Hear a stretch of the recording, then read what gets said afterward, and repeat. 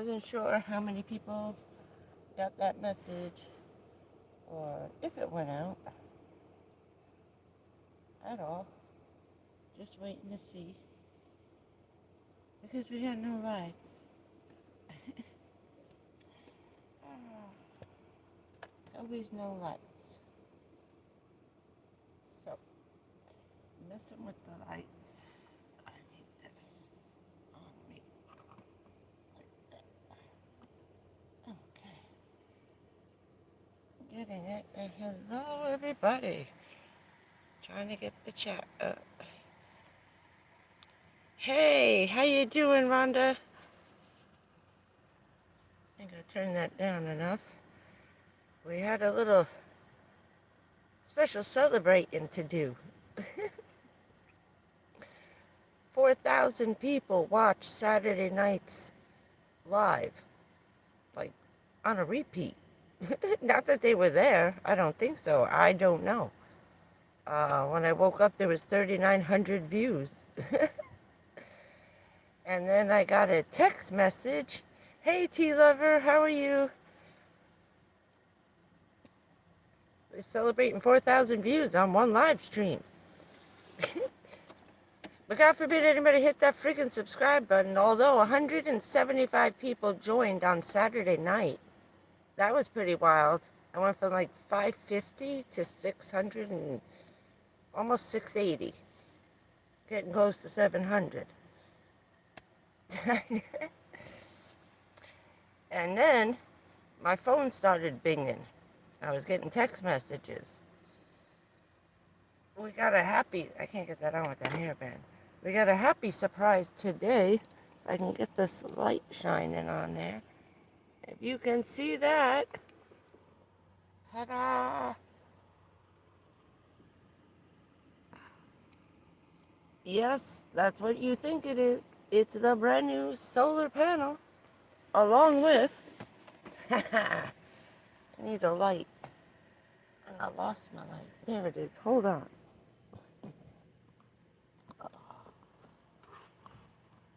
The lights are outside because it was raining yesterday and part of the tent blew down. So I have to get outside and fix it. Let me get my glasses back on.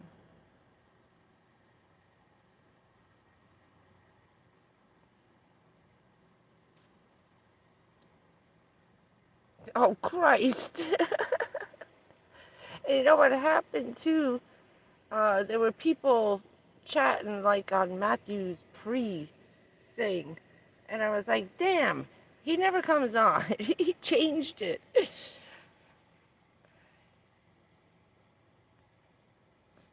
So, let me show you the next surprise. Everything came together. Woohoo! Let's get a better shot of this guy. Yeah. And it's got the top charger. But it's very nice. Very nice. And all brand new. And all I gotta do is put the phone right on top and it charges. So I have to test out. It came dead. Now, of course, remember I told you these people lie about everything, right? Including the manufacturers. On that thing, I even put up the ad for it, right? Where it said charges in 3.2 hours in the right weather conditions. Yeah, no. That's 3.2 hours plugged in to the wall. 7.2 hours on the solar panel. That was nowhere on Amazon's thing. Liar, liar, pants on fire. Told you they always lie. Always. They can never tell the truth about these things. So, now I'm back to getting up at 6 o'clock in the morning again to have this solar panel out by 7. Or at least 7:30, 8 o'clock the latest. Because it's going to start cooling off now. And the cooler the weather, the longer it takes the solar panels. Solar panels run by heat. not light. So that's lie number one. So if you could plug in a heat lamp, you could use your solar panel. It was a spontaneous live. It was a good morning. How are you, sunshine? Oh. So my lights are outside. The Hello, Ray. I see you're here already. I should have just made everybody a moderator as we logged on. This is gonna get ridiculous again. Uh, but I figure I'd do a quickie live. Um, I'll show you. Did you get to see what came in the mail, sunshine? Hey, Ray. How are you? I'll show you again. Wait, I'm trying to get my stupid lights on here. Oh, wait. I just put it down. There it is. My dollar store. Oh, look at these things. Stop it. It's a rocker switch, so every time I hit it, I'm like blinding myself with halogen LEDs over here. There we go. Look at that. Woo-hoo. With a top charger. We got that. Oh, there we go. Very nice. So our lights are outside in the tent that collapsed, so I couldn't get them out. By the time I was done moving everything around, having a good time with it. This one can take up to 320 watts, so anything 250 watts, like my little frying pans and stuff, will do good. We're going to test out the solar panel tomorrow. And I do believe I found the cord to charge the little yellow guy on the solar panel. It has those MC4, those new connectors. They're a little bit different, but I think it's going to charge that. And I'm going to see what it hooks up to tomorrow. So we're going to test out the solar panel before I throw all the boxes that are wedged into the front of the car to in the windshield. The panel came in 2 giant pizza boxes that barely fit in the back of the car. It's a lot bigger. It's as big as that hole. It's covering that 3-drawer chest up. It's not heavy. It's wide. I mean, look at this thing. It's taking up the whole side of the van. How tall it is up to the ceiling.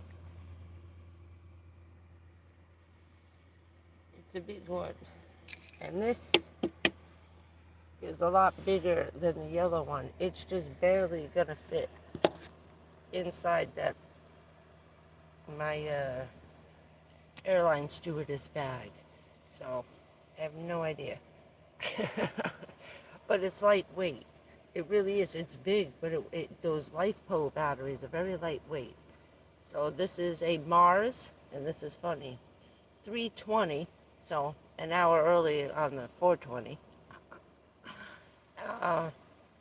But it's called Mars 20, which was funny because I kept trying to get Richard to sign up for the mission to Mars. They were looking for couples who wanted to join to go on the mission to Mars thing, and we were looking at the application. I had him thinking about it for about a week. Then he changed his mind. He chickened out. Hello, Denise. How you doing?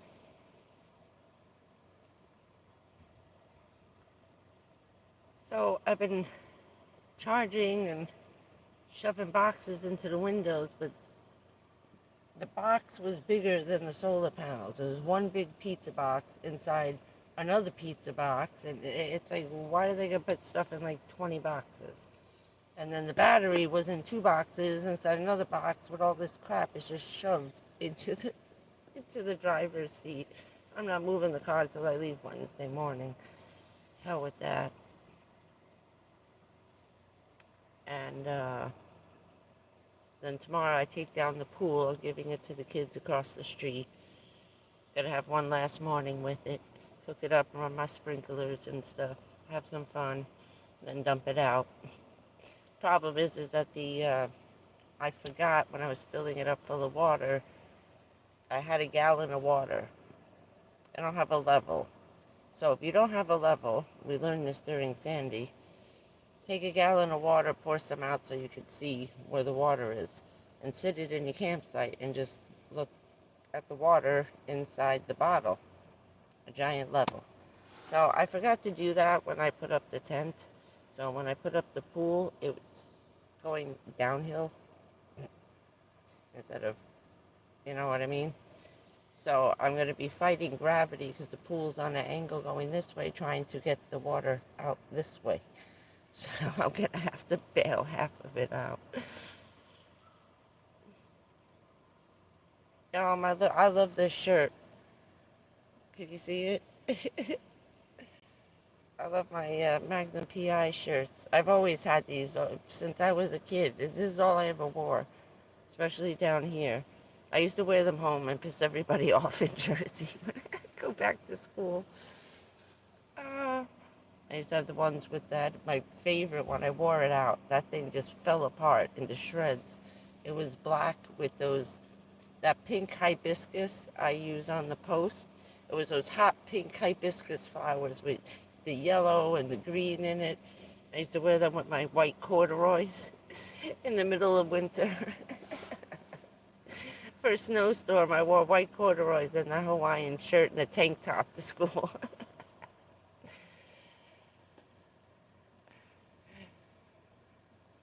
Oh, cool.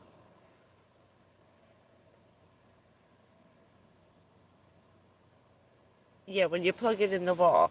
This one took 3.5 hours. It was dead. This is 300 watts, but it's a LifePo battery.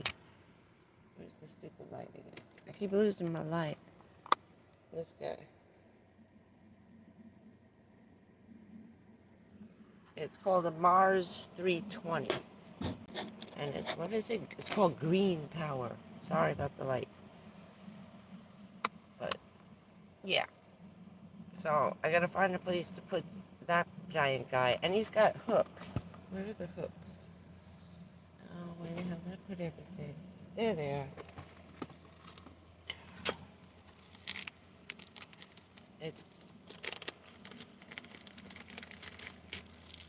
It's a LifePo battery, but the name of the battery, like the model number, is Mars 320. They're still on sale. So they got grappling hooks. Climbing, and these are heavy duty. These are for that solar panel, so I can hang it up in that door where I have the other one that I put in. I don't know if I made a video of that. I'll make a video of it tomorrow. So I can hang it up on the side of the car. I'll figure it out. But now with this guy is bigger than the yellow guy. It just rearranged the front. I'm trying to get in that hoopah tent frame. Okay, the pop-up tent, you just sit underneath it. That rectangle. It may fit under the bed over here, because I still haven't the mattress completely fell apart. I'm never buying that foam crap again. It's only about a year and a half old. It's been in the car since March, and I've had it 1 year, like exactly right now. When I went to pull it this afternoon to push it back again, it ripped into a bunch of rectangles, like every 10 inches or 12 inches, it just ripped in half all the way up. That's why I was sinking in the hole. It was, the whole thing caved in. That was it. So after that, I'll be fixing the bed, figuring that out.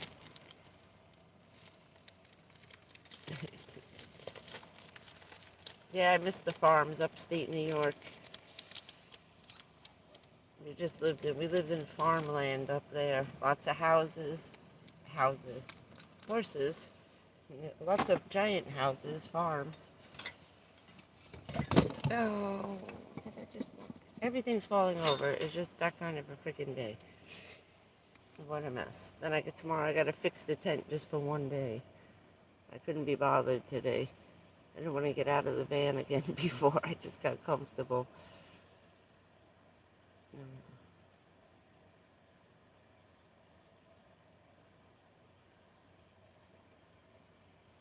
Yeah, well, yeah, that's in the big cities. You gotta find your private beach. The Air Force beach isn't that crowded. It's pretty good if you don't mind planes landing like 20 feet above your head. I wish I don't have that. That phone is gone. I'm pissed. We were laying on the sand and we wrote in the sand, we saw them coming. We wrote welcome home in the sand, like huge giant letters. Then we laid in front of it with the video camera over our heads. The kids were there that day. It was the funniest thing that they were there when those planes were landing. And you start waving to them, and they'll come low. They'll come real low. They come within, I'd say, less than 100 feet of the sand. They just right down, because as soon as they go over your head, across the road is the tarmac where they're landing. So they're maybe 75 feet above the beach. It's a little scary. I was very surprised I made it through that, considering what happened 20 years ago. Which is like, are you going to be okay? I said, I don't know. If I freak out, just stick me in the car and take me to the hospital and tell them what I did. He started laughing. I said, but I think I'll be okay. I know what it is that's landing. To me, it's my father coming in, not a bunch of psychos on the 757. But it just rocks the beach. The kids were screaming. It's like they were reaching their hands up, trying to touch the plane as it's going past. But that's an experience. If you do something like that, you got to go near the Air Force beach. That's a trip. It really is. Starting to become Airport Row. I'm surrounded by 3 of them. And I realize that it's getting very crowded down here because they made the one near me an international airport. It's not that big. It's not that big. I mean, they land huge aircraft here, but it's not that big. There's only like 10, there used to be only 10 flights a day out of there, if that, if there was one even every day. But they're probably expanding on it, and they're letting everybody land there now. Yes, I did. I had orange chicken. I celebrated on the way back. I had it for lunch. Oh, I couldn't believe those things showed up. It was right after I put all the YouTube stuff on. All of a sudden, all kinds of messages started coming up. I said, who's trying to message me? And I thought maybe Stacy found some Wi-Fi somewhere on one of the islands. And I saw it was UPS. And I was like, your FedEx arrived. I said, oh, was this supposed to come till Wednesday? And Amazon FedExed it. I told them I was canceling my account. I still might. I don't know. I opened a different one, and of course they know it. Both addresses are the same. I just changed the name. I used the channel name, and had it sent there. It looked funny to see that on the label. I said, I gotta get a sign made up, one of those magnet signs. But probably not a good idea.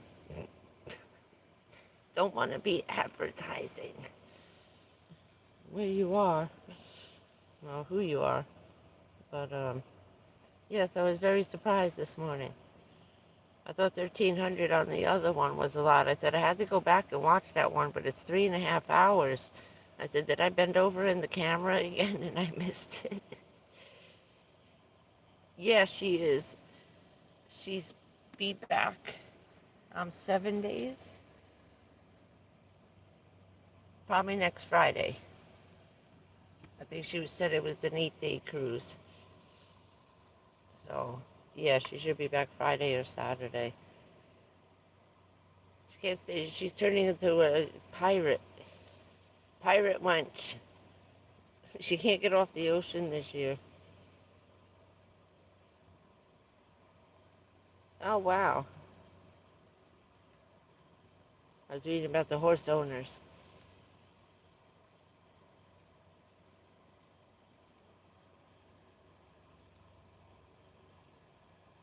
Wait, what was that? No, I'm glad. I'm glad we had a fucking blast. We had a blast. We sat down there for 6 friggin' months. I can't believe it was that much time had went by. You know, we had a blast. I saw she's up in Montana or on her way to Montana now. I hope she finds something nice up there. She's gonna love it there.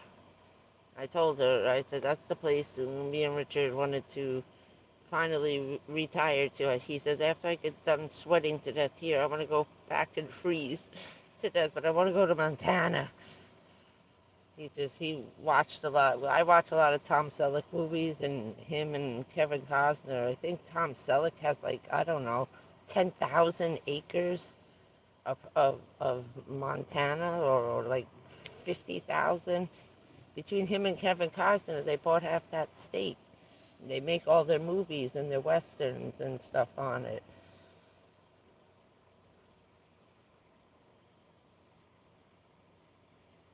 Probably. When they came in, she was leaving because she left on Saturday. So that ship must have came in on Friday and then turned around Saturday morning and took off.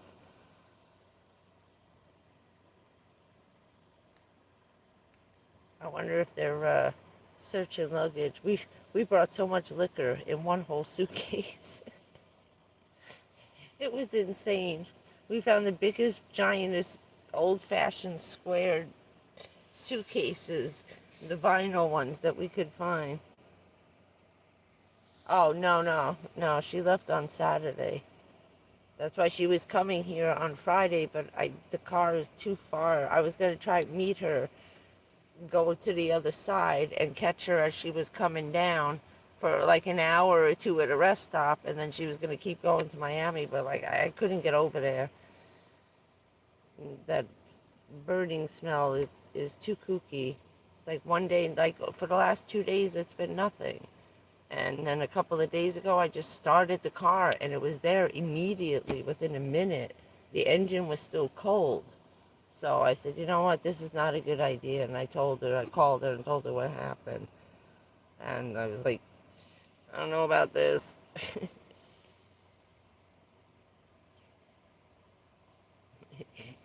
Could have given them to her, snuck them on.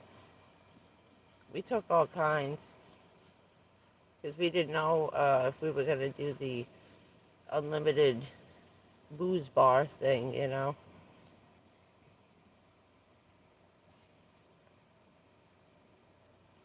But I like having the unlimited soda. Just walk around with a cup all day in your bag and pull over and grab something to drink. They were fun. We had a good time. We were on four. I think four of them. Four of them. And then one year we went to, where is it at? I think it's in Jamaica. Not Jamaica. Cancun. It's a town called Hell. Like hell. I have a little tag on one of my duffel bags in the back. We went to Hell for Christmas. It was a Christmas New Year's Eve cruise thing. Oh, that was great. That was fun. That ship was enormous. Oh my God, it was huge. That's why it was so cheap. He said, "This is a really big boat." We went on one was 3,000. Then the going to Hell for Christmas cruise was I think it was 5,500. It was one of the bigger ships. They have one that holds I think 7,500 people. One of the Disney ones holds almost 8,000. That's a lot of people. I don't know how they get anything done. I could see 3 to 5,000, but the staff must be unbelievable. Oh, I know. We made ourselves so sick on sushi, and we just tried everything. Everything. We ate like animals. And the lunch bar and stuff. And we're just like, get that big purse. We're going to load up the friggin' refrigerator over there at the buffet in the morning. Come on. He brought Ziplocs, all kinds. He's the cruise king. Uh, he used to go on a whole bunch of them as a kid with his mom and dad. Instead of like hanging, they would go on a cruise, come back, stay for a week at the hotel, and then go home. So back to Jersey. So they would cruise and then hang out at the beach at some, Motel 6 somewhere for like 10 days and then get that and then drive back. But it was fun. I was nervous the first time, freaking a little bit. I couldn't sleep the first night. I was paranoid. But when we went, it was at a bad time where we were still getting a lot of threats and stuff. It was very active in New York, and I was petrified getting on the ship. I said, "You think I'll blow up the boat? We got friggin', look at this. I got warnings." And then I brought him down to my mother. I said, he wants to go on a cruise. What are we doing? So she made a couple of phone calls to ask if it was safe, and she said, "Yeah, it's okay. Go ahead. It looks good for that particular time, because going at Christmas, what better, you know, shitheads to do." But yeah, we were okay. I didn't get nauseous. He got a little sick. He got sick. The kids got sick. Because I grew up on a boat. My whole family, they're just boat people. We got the Navy. My cousin's an admiral in the Canadian Navy. He just retired. He was head of NATO security in Germany, stationed there for over 20 years, since 9/11. I never even got to see him before he left. He was gone. He was gone. He was on a boat out of here. And then they put him in charge after that. And I haven't seen him since we were in the 90s when he first joined. I have to find his picture. I have a picture of us on the Empire State Building when he first came to America for the first time from Labrador. And we had a blast taking him all over New York. But it's funny that this goofy-ass kid became an admiral. And I forgot the name of his ship for the Canadian Navy. Oh, I can't remember it now. Oh yeah, ooh. If you get car sick, you get sick, and that was a big boat. Everybody got sick, even on the 5,000 one. Probably not the one with 8,000 people. That's a heavy ass boat. That thing probably doesn't even move.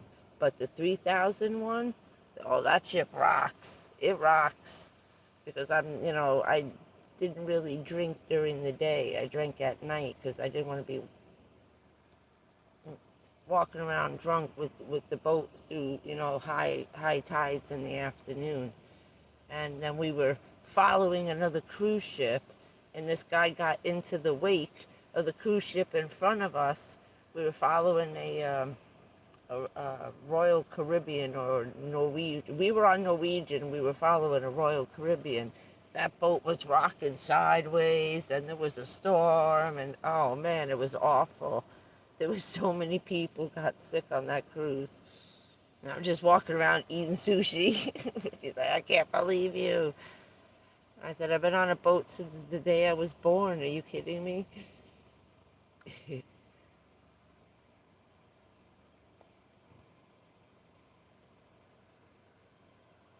Yeah, right. But you gotta like being around a lot of people. That's that's the bad thing. Is that it is crowded. It is crowded. You can't find a place to sit down. You gotta wait for someone to leave, like the sun deck, and the pool is like the size of a bathtub where you can fit 50 people in, and you got 3,000 people on a boat. Are you kidding me? Hell no. They need bigger swimming pools on some of these, because we went on an adult cruise without children, and then the second one, when we went to hell, it was families. It was a family cruise to hell for Christmas. It was like a joke. Oh, it was the funniest thing. It was so beautiful, though. The ship was gorgeous. That was nice. I had thought about, like I said, saving up. They got those in the off season for like $300. For what I paid for this, I could go on a 4-day cruise in the off season when they're giving the shit away and nobody wants to go. But we got COVID spreading like wildfire down here. I can't get on a boat. The winter cruises are the best. Those are nice. If you can get one on a holiday, on a bargain, when they're all decorated and stuff, they're really pretty. But I'll never figure out how they feed all those people. Ever. Hey, Shannon. How are you?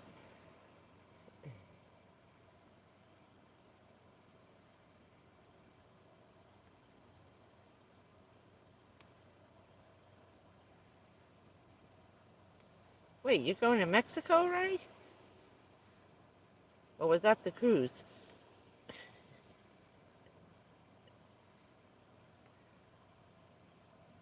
They were giving away cruises to, it was the craziest shit, to Jamaica, Mexico, and another country we really shouldn't be going to right now.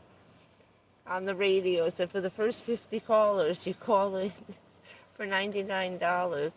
You get a whole week, hotel, airfare, all your food included, to go to Mexico, Jamaica, and where was the other one? Maybe Cancun or something. I was like, can you pick where they're going to send you? Because I ain't going to Mexico. Oh.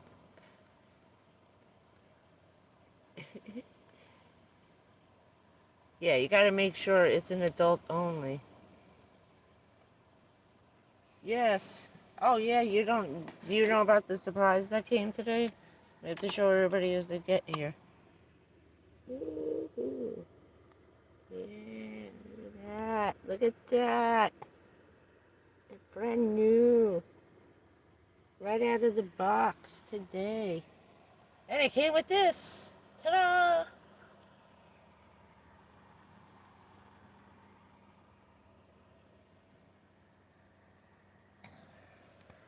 We have green power.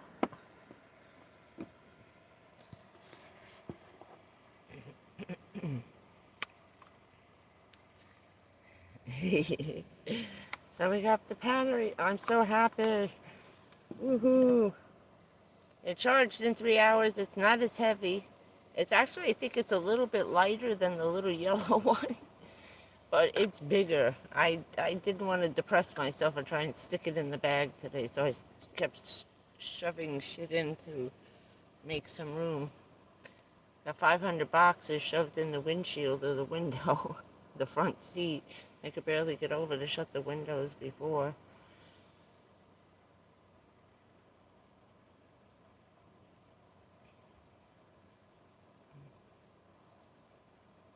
Damn.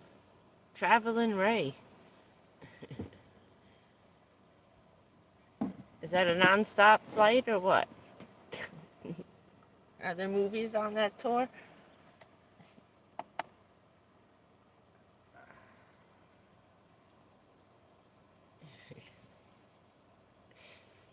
Yeah, right. How big's your car, Ray? Oh, I couldn't get my camera out in time. Oh, I was so mad. I was at a red light, and a guy's coming over. I thought they were staying here, and big, and I mean big, lifted up monster truck kind of size pickup truck. Okay, we got to climb up a ladder to get in the thing. There's a lot of monster truck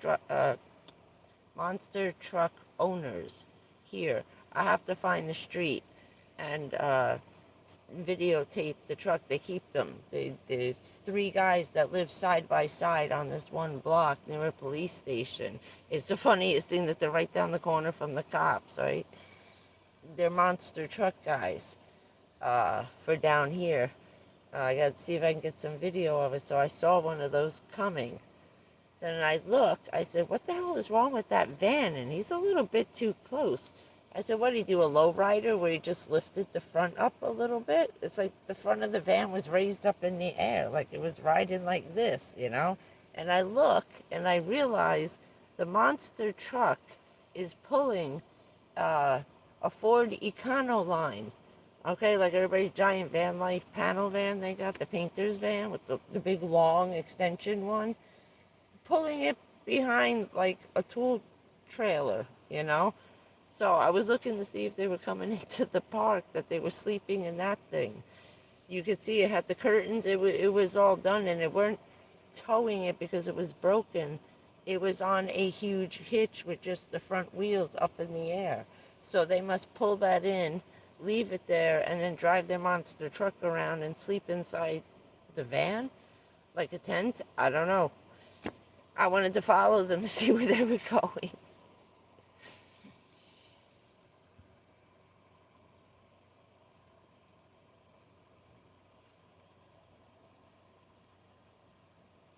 Yeah.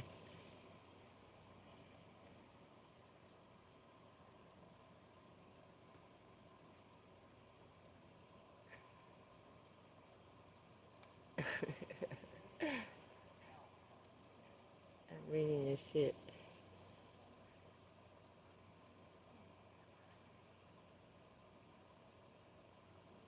Oh, wow.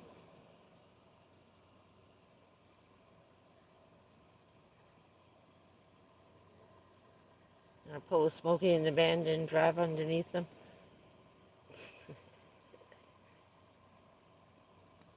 Hiding from the cops.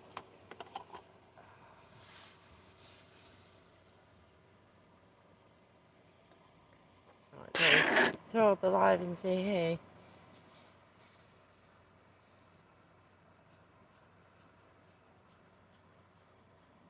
Make sure everything works right tomorrow. I was trying to let it rest after charging it all day. So tomorrow or tonight, actually, I'm gonna run my fan off it tonight. So I still have tomorrow to charge it back up again on the electric. Then I gotta test it out, make sure solar panel works. So yeah, I'm gonna use this tonight to run the fan and see how it works out. Itching. Cooled off pretty nice today. About 2 o'clock it got like overcast and cloudy and windy, but it never rained. It was nice. I got a shirt on. I'm not sweating tonight. I still got the fans on because I shut the windows. We thought we saw a snake. My friend came over and we were talking for a while. She's such a nice lady. I told her tomorrow I gotta spend all day bailing the water out of the pool. After I add more to it with the sprinkler. Be my last shot for a while. And then when the kids get situated, we're gonna go off to the state park. I'm gonna show her how that works. And when she's on her own, and she's not in here, she's gonna text me, and then we're gonna sleep side by side when she's out there. So, and not in here. She had a bad incident this afternoon in here. Wasn't very nice. Some people got a little and started bothering her. They always go after the old ladies looking for sympathy, for money. Like, you see some woman's got four kids in there and you're gonna go over and chat her up? What are you, nuts? This lady kicked the shit out of you.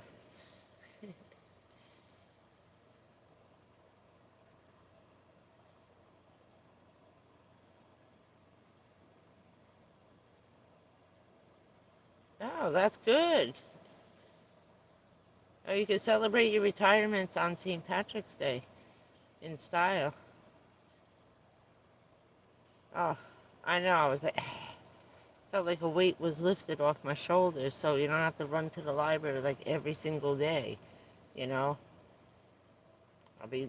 That's why I want to start using this tonight and see how long it lasts.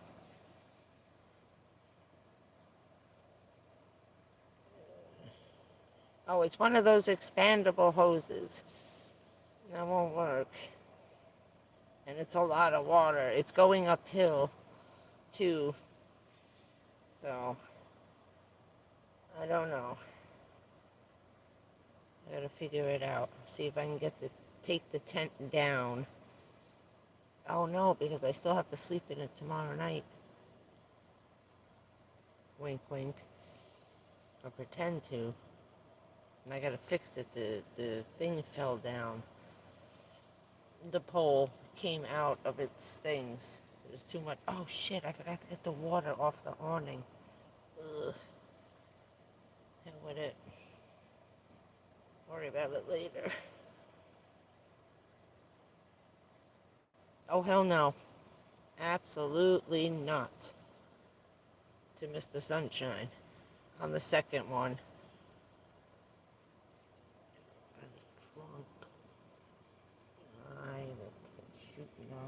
It's bad.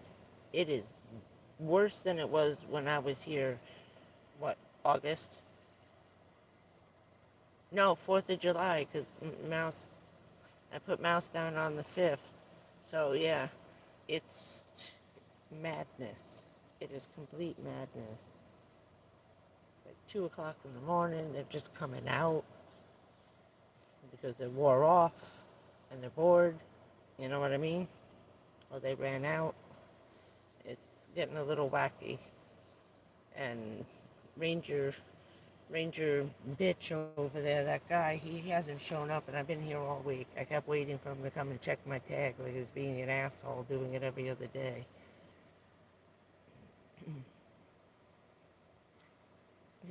They're in school. They don't get here till 4 in the afternoon. So I'll just sit in the pool and throw the water out, one bucket at a time. After I pour it over my head first, I'll pour it over my head and throw one out the door.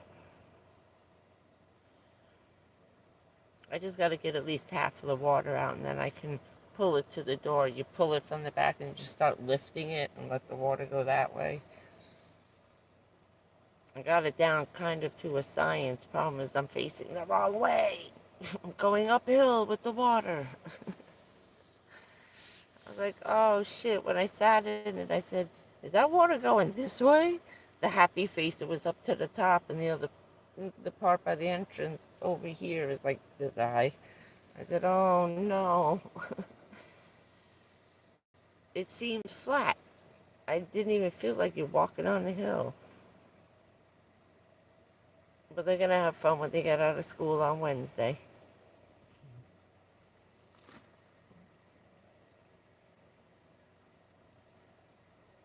No, it's got to come down tomorrow.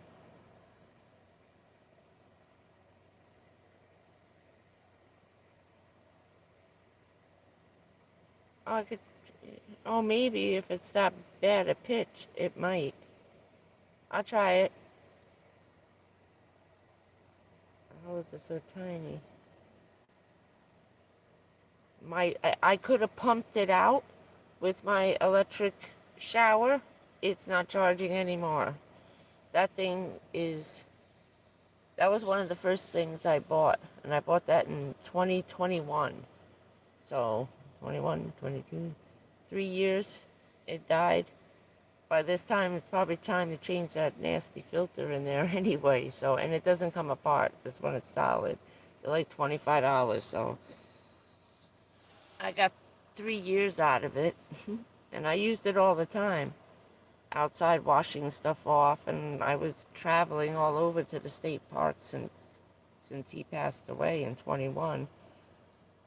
So I got a lot of use out of it. Hey Karen, how are you?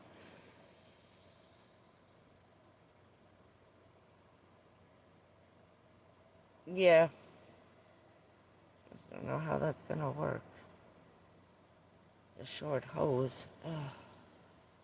I'll figure it out. Now I cut a hole in the tent and drain it out the back and then duct tape it closed. That tent's not going to last that much longer either. I have to throw it on the roof Wednesday morning and lay it in the grass all day out there and let it dry on top of the roof of the car before I can put it away. And it's pretty big. Even when you fold it up, that thing's enormous. So I'll wash it off and then throw it on top of the car. Let it air dry, because you have to be out by 11. I'm not getting up at 6 o'clock in the morning like I did the last time. Like I had to have everything packed in the car.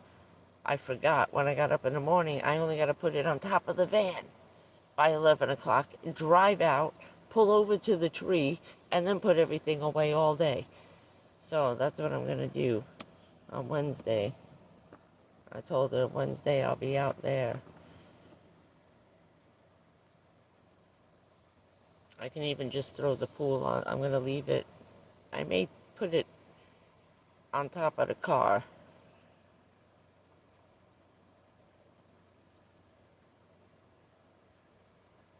Yeah, I got some rocks. I gotta remember to get my rock. I think it's still in there. I took those little bricks, like you make the little fence around your flowers. They're kind of like a half a stop sign in Home Depot where you build the wall out of them, put your flower beds in. I have like 3 of them in the car. I took 3 of those to put inside the tent to hold it down when I'm camping. And then I have a huge rock we used to use as a doorstop. My dad brought it home with him from one of his deployments. I forgot which country it came from. And I always keep that right in my door. So I have it in the door of the van. It's been in every apartment I've ever been in since I was like 6 years old.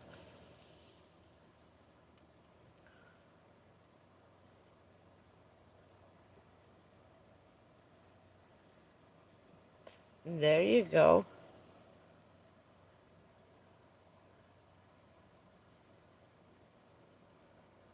That would be nice.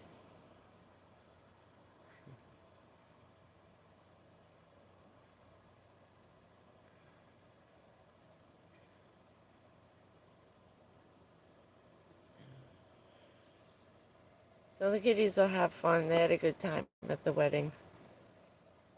It was good for them. They ate a lot of food. The woman's a caterer too. So she made all the food for her own wedding. And they were like, we ate good. They came home and passed out. She said they couldn't stop eating.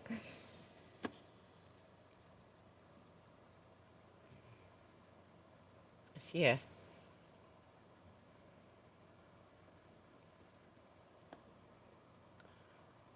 This thing keeps slowing down. Every once in a while, this thing actually like rolls back up to the beginning again on me. No, get off. Stop it. So, let's see, what else? That's about it for today. Crazy views and electricity.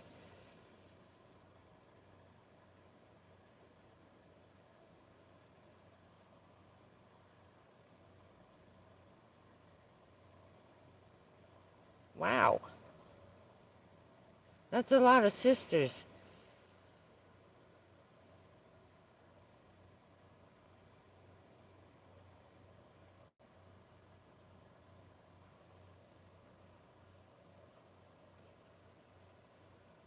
Wait, where's everybody running off to? That's why I was trying to find it. I missed that part. When I got kicked off, I missed some of the chat.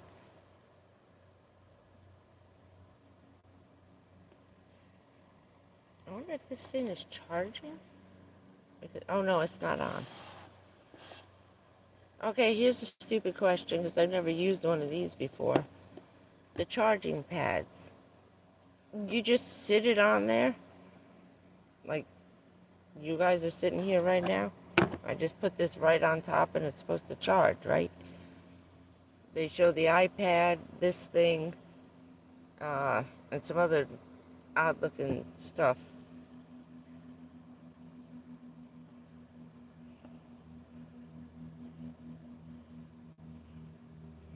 I can never get into that park. It's always full. Everybody says it's beautiful. And what is her name? Amanda? This woman lives here, does all the state parks and stuff. She just like 2 weeks ago drove all the way to Key West. Uh, DeSoto, Fort DeSoto State Park. That looks pretty cool. I have to see where that one is. That's on the water, but she goes places where you see, she's walking through the paths and you see signs for alligators, black panthers. And I was like, lady, where the hell are you going? I ain't going there. I gotta make a list of the ones where I see the signs of the crazy animals that live in that park. They're probably more that way, but I'm not sure if they're up north or south. Yeah, it does. So it'll just show the charging thing once it's on. I'm assuming when you just turn it on, there's no button for it. Like, so maybe just I have to turn it on. I have to mess around with it. It's new. Yeah, adventuring with Amanda. She got that crazy voice. Sounds like Minnie, but I thought mine is bad. I was like, oh, another one. Sounds like this. But I like the different things that she tries with her car, you know. At least she's honest, and this is all she does is that weekend shit, you know. I like some of her adventures she goes on. She does it on the weekends, you know. She has a job. Sometimes she'll just go to one place for one night, wake up, drive like 2 hours to another place on Saturday, then spend Saturday and Sunday there, and then she's back home on Monday, you know. I just like watching some of the stuff she has because she's showing you how to live here in the summer without using the air conditioner in the car. So I've been watching her and Minnie Van Lee. They don't got no air conditioning. Those crazy bastards are out in Arizona. They're out in the desert.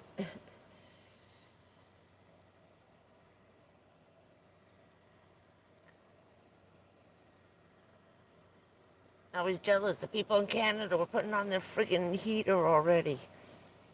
I was like, it got that cold? Damn, that was quick.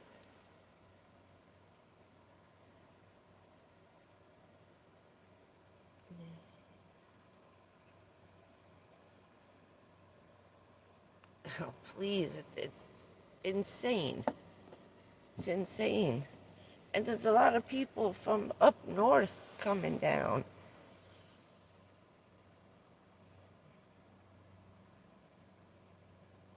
Oh, man.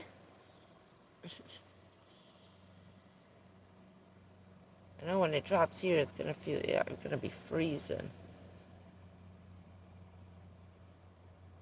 That's why I didn't want to go into that temporary shit. So I'm gonna be sitting there with the heat blasting November, December, or January, and then get the hell out in February. Absolutely not. I could see my breath in the house in March. It dropped down to 24 degrees here by the beach. It's cold. And we get bad, you know, those winter winds off the water. If I wanted to warm up, I just got to drive a half hour into the middle. About 40 minutes from here, I'll be sweating again. It's like almost a 20-degree difference from here to where his dad was living. It was insane. They're over there sweating to death, and there's no breeze. There's not even a wind by them. I said, then what the hell are you living over there for? They get whacked by the hurricanes. The whole screen room over the pool, those giant ones on the back of the house, that whole thing blew away. Wasn't covered by insurance. He had to pay for everything. And I was like, you get more damage over there than we get over here. I never understand why they're in there, but stay there. It's getting too crowded by the beach.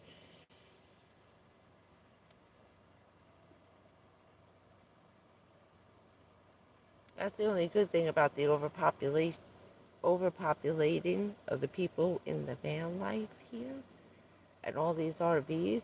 They're not bothering anybody, not over here. They weren't even doing it down at the bridge. I was there for 4 straight days. I told you I hadn't seen the cops until the last day. Hey, Carol, how are you?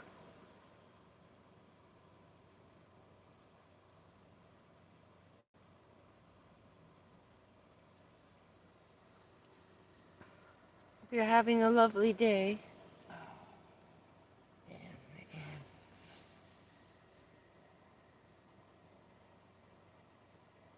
Oh, I tried bumping up my medication on the doctor called and we were talking about some things because I don't see him for another 2 weeks.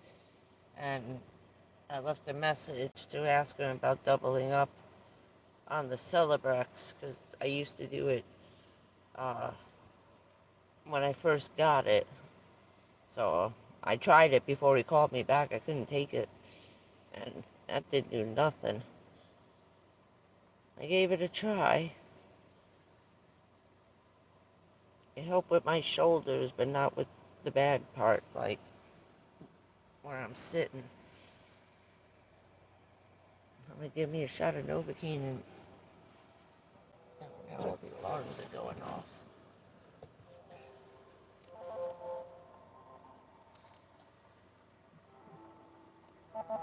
This is my poor old man. He's very old. This won't even get on the internet anymore. I just download my movies on it. Use it as an alarm clock.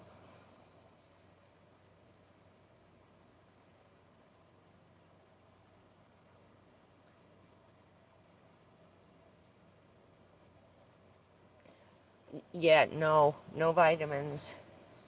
No vitamins. Something's wrong with my liver, and that was the first thing they cut out about 2 years ago. He got my liver and my kidney function test back, and he was reading it in the other room. It was printing, and then he comes back, he flings the door open. He says, "Don't eat any fresh vegetables. That's it. No more fruit. I'll be right back." He runs, no more fruit.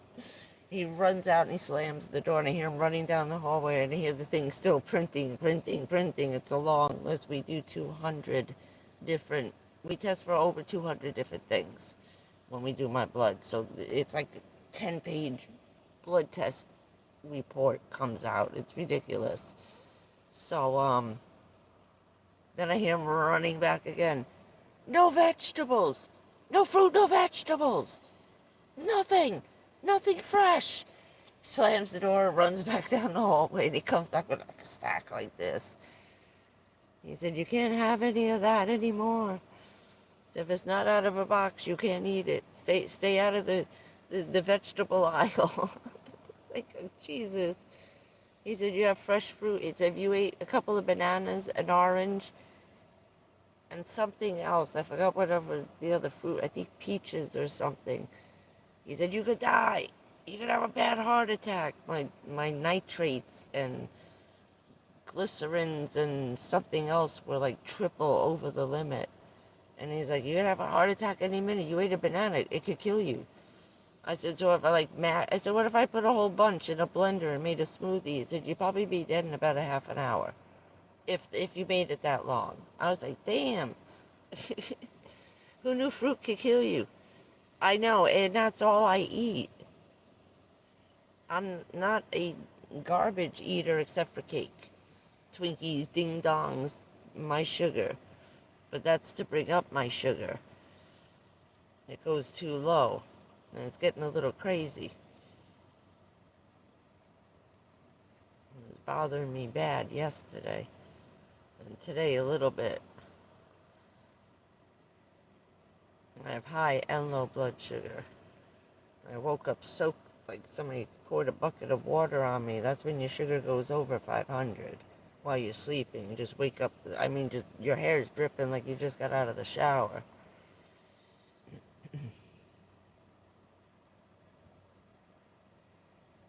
And the other day, the last 2 days, I've had the ketoacidosis. Your stomach blows up like you're pregnant. My pancreas isn't pumping out enough insulin to digest my food. It took 9.5 hours for my stomach to digest my sandwich the other day. And that's why I called him to see if he had an earlier appointment. So we talk on the phone when it's just a question. But I have to go back on the hypoglycemic diet. And then he actually wants me to, I was supposed to get off all solid foods like 2 years ago. I've been a bad girl since Richard died. Plus, I went on a 9-month binge from drive-through to drive-through. Every time I went to eat ham and the Colby Jack cheese on rye bread. I can't have white bread anymore. That's out. It's either rye bread, wheat bread, or pumpernickel. I'm down to 3 kinds of breads. Now he's like, I think you should have stopped eating that shit a long time ago. So he wants me to go on like a 21-day smoothie fest. And it would have to be some kind of those cheap-ass frozen vegetables that are freezer bitten from the dollar store or something in a can. You know, the garbage stuff. I don't know what the hell he wants me to make smoothies out of. He just doesn't want me to chew anything for like 21 days just to see if it'll happen.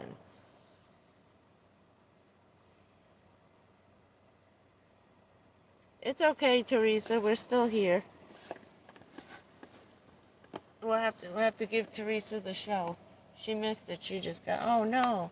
All my batteries are going dead. My fireplace is pooping out. It's barely flickering, and those guys are going too. Everything is barely lighting up. I gotta find my batteries. My power supply came. Look it. Look at that bad boy. Yeah. Isn't that nice? It's so pretty. At least I can see it in the dark now, too. The other one is safety yellow. And it's got a little zip charge. Now for the big surprise. This is what we've been waiting for. The solar panel.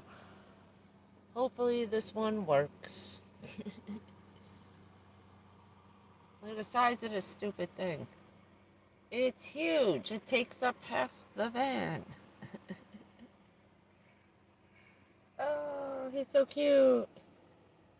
And so much bigger than that little one in the corner under the fan.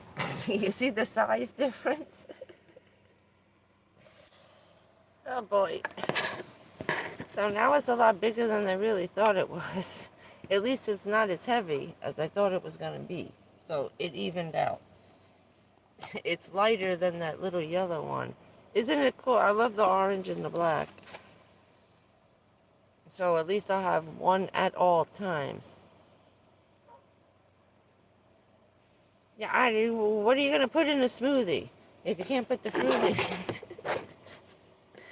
And then he was like, well, he said, I know you like the soups and stuff like that. He said, I just don't want you to chew it. So if I took one of those, like the chicken soup with the noodles, he said, throw it in and make it thicker. Put a little cornstarch in it. He's Hindu. So he said, put a little cornstarch in the chicken noodle soup and blend it a little bit. Just, I don't want you chewing anything for like 21 days. Let's see what happens. If nothing changes, because we're still messing with the colon cancer crap now. So 9.5 hours to digest one stupid little sandwich is way too long. So he said, let's try putting you back on the food restricted diet that you were supposed to go on 2 years ago, and try and limit my water once it starts cooling off. You have to limit food and water too. I was like, no, this is defeating the purpose, dummies. So if I get those protein, I go to the health food store and get the protein powder stuff. I just can't have artificial sweeteners in it.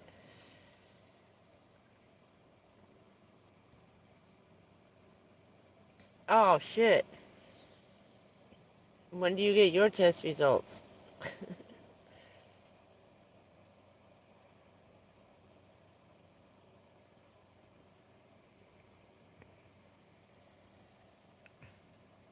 When do you get your test results, Teresa?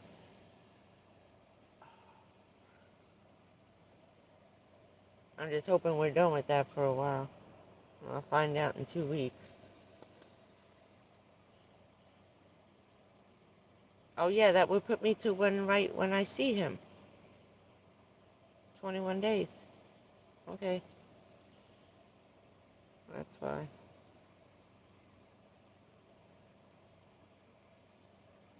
Okay.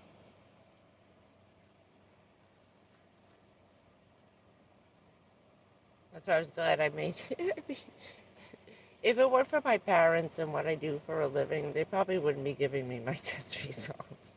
But nobody gave me a hard time. He said, you know everything about it. I said, yes. I said, I gave him the phone number for Shan's. So he talked to the kid up there who I saw, and and he said, no, you can tell her whatever she wants. She knows everything, everything. And he told him about my family history, and he read my medical history back to him. He said she's been through this with her whole family, so she knows it all anyway. And we know she's taken after her father, and she already knows what's going to happen. So we made a pact just to be honest, you know. No more freaking surprises anymore. We got lied to enough, so it's nice they're being honest enough and just letting me not have to wait the extra 35 days or 45 days till you see the doctor again. Plus, half the time we're reading it together trying to figure out what the hell he's talking about. He said, do you know what this one means? He said, wait a minute. They keep changing terminology on stuff. They've actually realized that the red spot, when something gets pink and red, that's precancerous.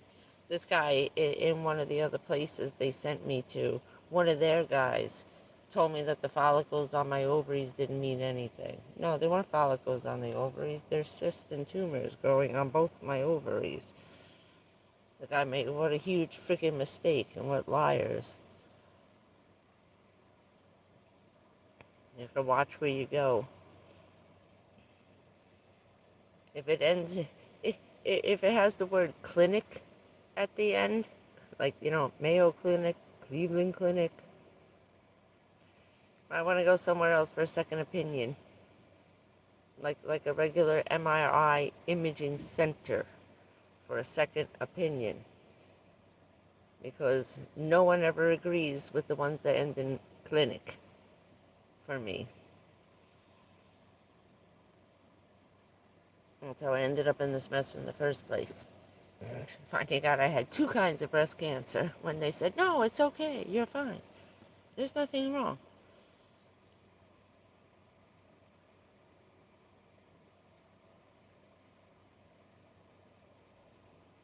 Ooh, my grandma had that done, but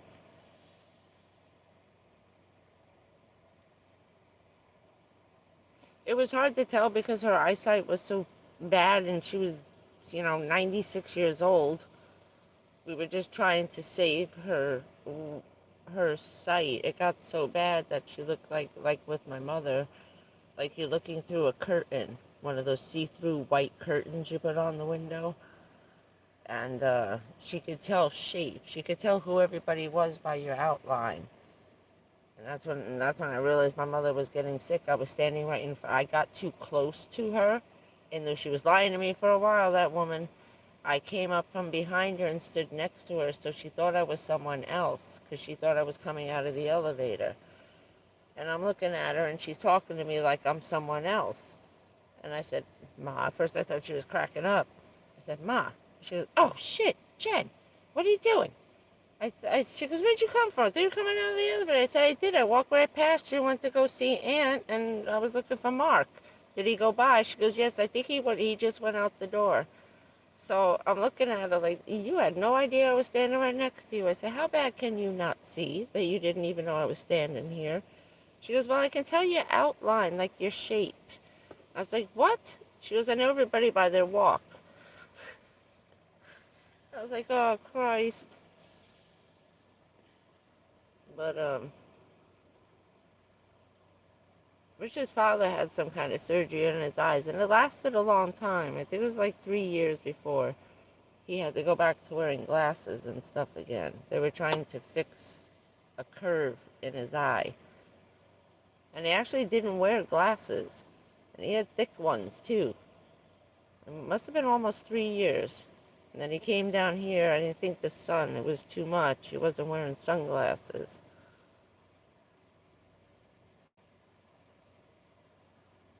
But he said it was fine. It was like nothing. My grandmother was sitting there the whole time, didn't complain, nothing. I thought she was going to freak out. But it's like nothing. Not like it used to be. Everything's a lot better in those departments now. The little freaking laser beams and stuff.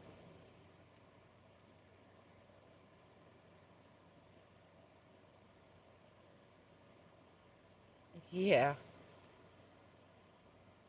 They should. They're getting better and better at that. They just, in the beginning, they really lied about the LASIK surgery. I had so many seniors, hundreds of them, went running to believe this was the end all because they were getting desperate. You know, you don't want to go blind. So, so many people got suckered into that shit in the beginning. And it only lasted 6 months, maybe a year, year and a half. That was, I think, the first time his father tried it, and it didn't take on him, the LASIK surgery. And that was a long time ago, like over 15 years ago. But the one they did on my mom, actually, my grandma, actually, it worked. She was reading with a giant magnifying glass. I couldn't believe it.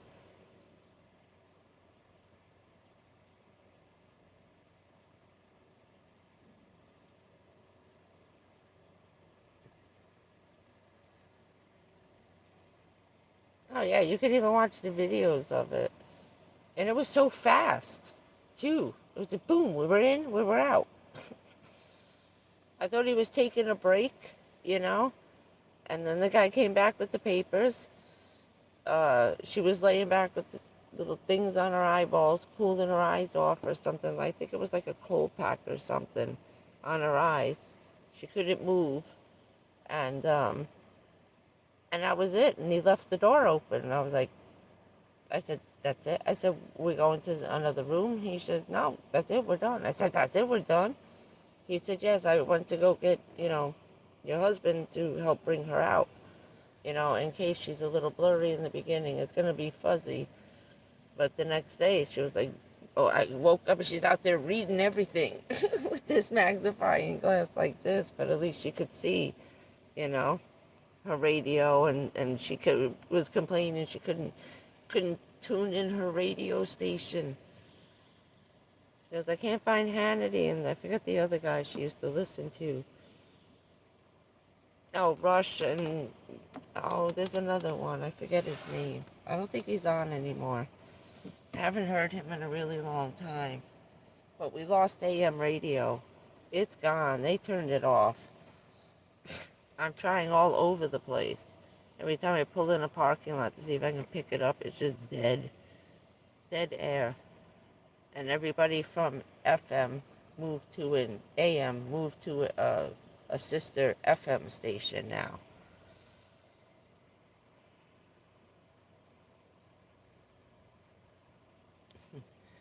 Hopefully the anesthesiast will put you to sleep. I was like, don't they knock you out for that? Damn. My mattress. So I went on looking for blenders. today. I was trying to go back to the videos from YouTube. There's a bunch of people have those rechargeable ones from Amazon. I think I found them.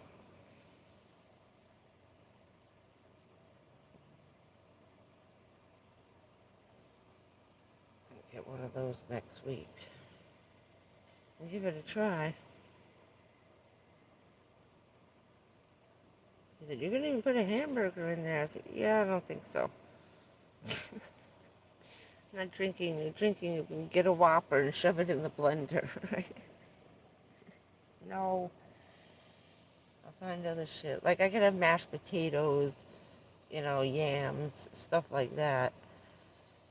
There's a lot of mushy food you can eat.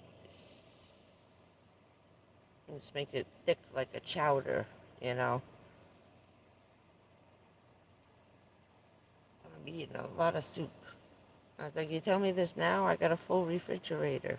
Like hummus, and guacamole. I bought hummus, guacamole. I can have scrambled eggs because they mush up pretty small, he said. He said, you need some kind of protein, so he said, make your scrambled eggs. Or the fried eggs. He said, that should pass fairly quickly. And I never have a problem with that.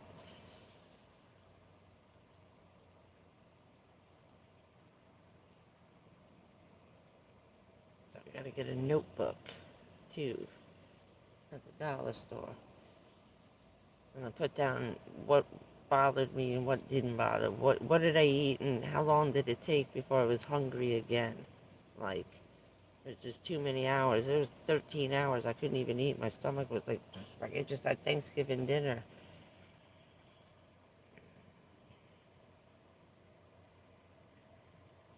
So I said, when I'm done with the food in my fridge, then I'll start. I'm almost done. That's why I switched to, I have to eat all the deli meat because I can't have steak. I can have hamburger once in a while, but no pork, no steak, and no more fish. That's it. Fish is gone. He said, if you're not digesting your food for over 12 hours, I don't want that fish stuck in your stomach because it's not all going to leave. He said, then forget about it. We have worse problems. I said, don't even say it. I said, yes, I know what you mean. Just don't say it out loud. You'll freak me out. We have friggin' nightmares about worms and shit. So he said, then don't eat the fish. I said, not even frozen. He said, not even frozen. Not now. In the land of fish and fruit. I just looked at him like, you can have as much crap as you want. Don't eat the fruit. Just the way he said it was like it was a hand grenade or something. Don't eat the fruit. Be right back. And ran. I mean, he was just like freaking. This poor guy. He's nice. He's funny too. He's a funny guy. I love his wife. His wife is Australian. She's a doctor too. She runs the office. She's the office manager, but she's a physician herself. And she's really nice. She'll come in, she'll do my pressure. If she's there, she comes to see me. She does my pressure, and then we talk for like 15 minutes while he's finishing up with the person before. And she's really nice.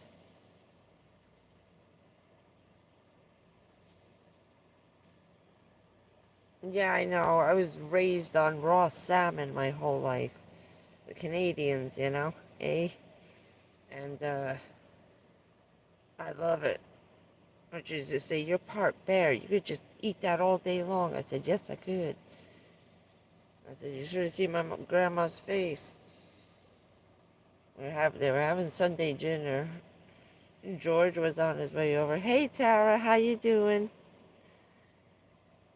Celebrating all the holidays at once now. Hey, Sacramento's in the house. What's up, Paula?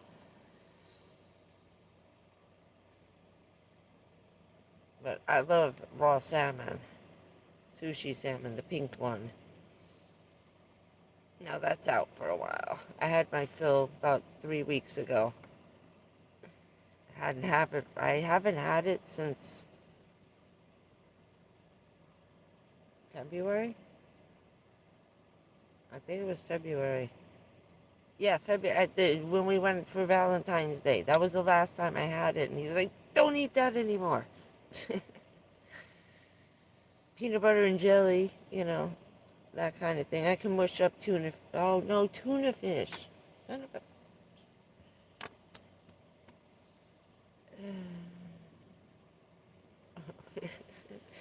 I don't like clams and those oysters. That shit's gross. Ugh. Oh, look, just a salmon. That's all I like is salmon. But my dad got me hooked on when I was young. Uh, Steak tartare. You take a really like an expensive cut of steak in the butcher, and they make it. It's a special, like special salmon. You can't eat all fish raw. Has to be a special, special fish that you can eat raw. So there's a cut of meat off the cow that's really good. You grind it into hamburger meat. There's hardly any fat in it. And then you take the coarse ground salt and the hard cracked pepper, real thick chunks of it, and then you just roll. You make little meatballs and you roll it in the salt and the pepper. Oh, it's as good as the raw salmon if you like raw salmon, but you gotta ask for steak tartare. I don't suggest trying it because you may never stop. I got it with for Richie once. He tried it once. He's like, "That's not bad, but I don't want to eat anymore. Is that okay?" I said, "Yeah, it's fine. I just got like a little 1 pound package of it." I said, "I'll cook you a hamburger out of it. It's fine." But I wanted him to try it at least once. He said, "It's freaking me out. I can't do it. I feel like a freaking cannibal eating raw meat." And so it's not like you're biting into a steak. Oh, but it is good.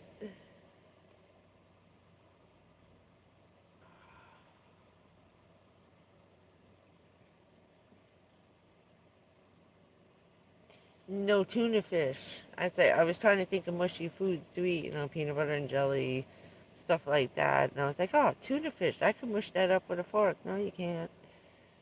No fish.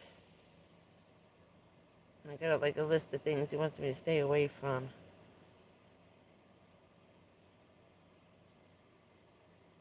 So I will try. I'll have to make up a phony book for the next 10 days until I get the blender. Yes, I started today. I'll take some pictures. I'll go go to the health food store and take pictures of all the protein powders, and I'll send it to his office. Say, look, I got this. I have to write down some names and go through that store, talk with the lady, make a list of things that she'll tell me to eat, and then I'll just tell them I ate this for the first 10 days. It's like, dude, I just got my solar panels. I can't afford a friggin' blender. I saw a couple for 20 bucks. I don't know what kind of ice you gotta put in there. Maybe crushed ice. I saw a couple of people, the van life people, they're making, they make margaritas and frozen drinks and stuff. So I gotta go back through their videos and find a night where they're partying and drinking, and then check that blender out again and say, which one is that one?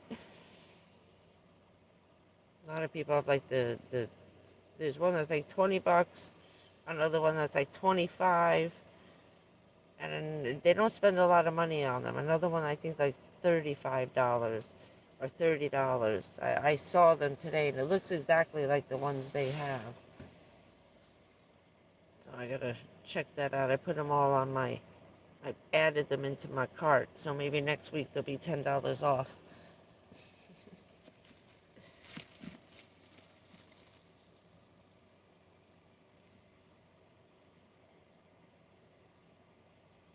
in the equation.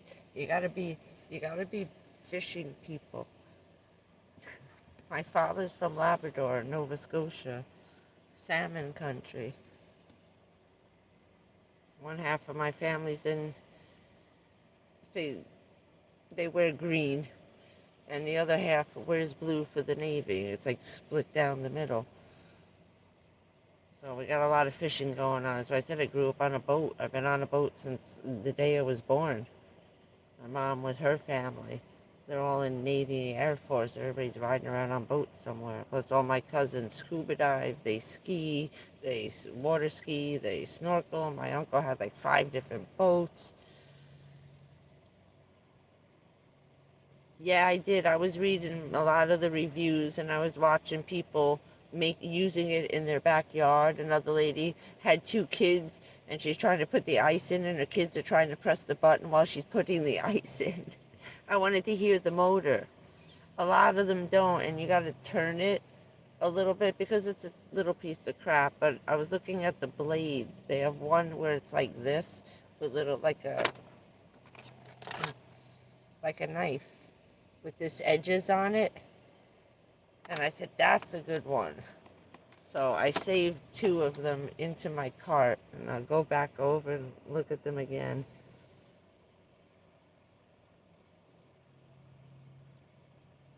And it's always like the first 5, what a piece of shit.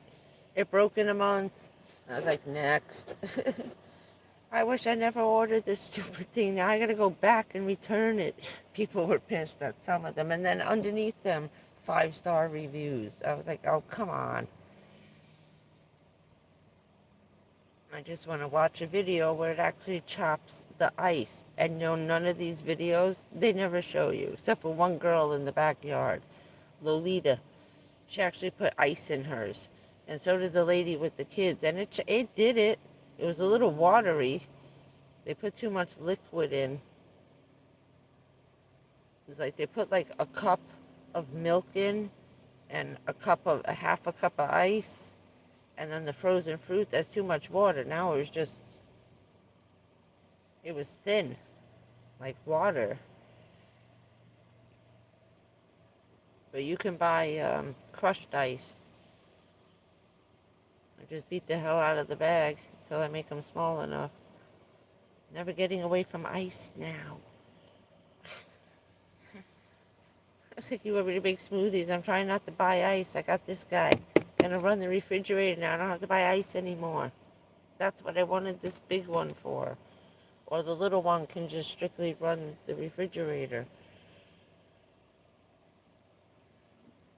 It saved me $130 a month on ice. Jesus. And I added it up the other day. I was like, damn. No wonder I got no money left. I didn't realize it was costing that much, you know. And I found another place to buy it cheaper, $1.75 a bag. At another, one Publix charges $1.99. The other one charges $1.89. And I found one that charges $1.75. So in a couple of days I got lazy. I just pulled over at the gas station for $2.99 or $2.75. I said, it's another 75 cents. Yeah, that was $130, and it's okay, it's only 75 cents times 30 days, dummy. And I was like, oh, that's where the extra $30 came from. I was going to the gas station to get the ice. I got my gas, ran into Walmart, got the food, got the ice, all in one place. I said, well, it saved on gas, but it added to the bill a little. I'll be able to make my own. I don't know. But it did last. The one bag has been 3 days. I just finished it today. It's been melting in there at 41 degrees, a little at a time. So one bag, the last $2.75 bag I brought, I used the last piece of the ice this morning. That was from Saturday. That's not too bad. Made it through the weekend.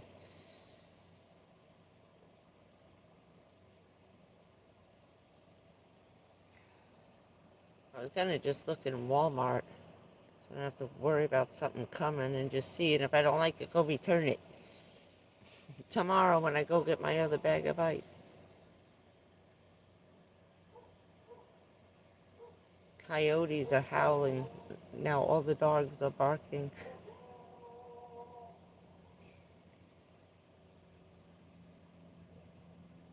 That was creepy. The coyotes are creepy. They found something there.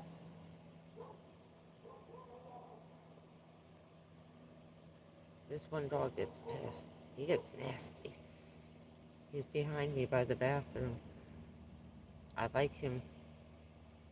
He doesn't like anybody near that trailer. Like, can I sit by you guys? Can I move over there? She came over by me because people were bothering her. Like I said, they were hitting up old ladies for money and shit.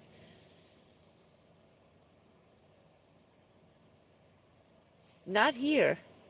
Maybe by the beach. None, McDonald's.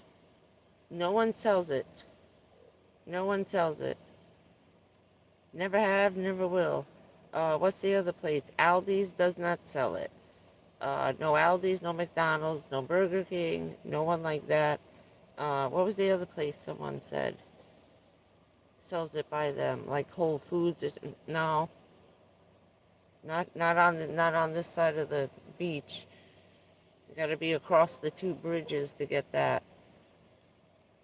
Maybe Merritt Island, but most likely, yeah, a little closer. I don't know why. And I said, did you used to? She said, no, we never do that. I said, since you opened? She goes, I've been here for 7 years. She goes, we never sold ice. I was like, okay. She goes, maybe over there. I said, okay, give it a shot. I forgot to look when I was over there. I went by the beach with that windy video.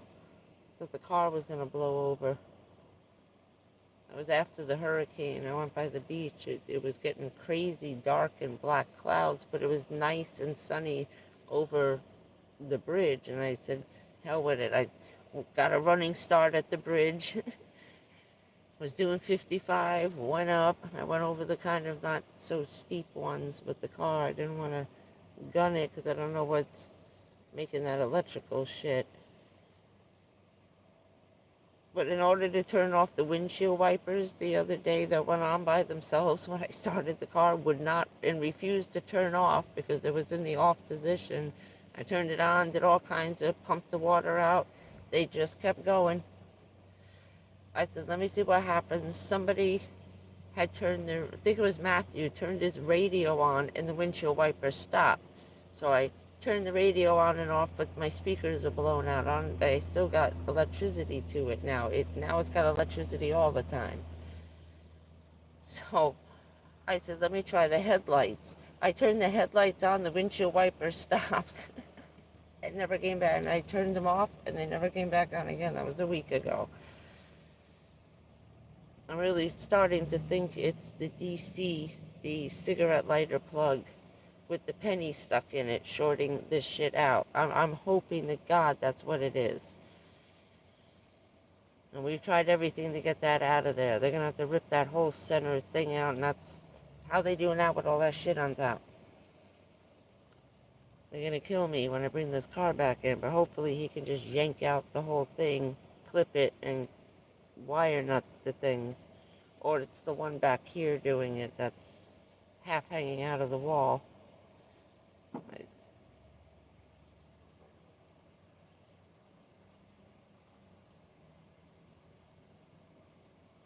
Sounded like something hit the front of my car.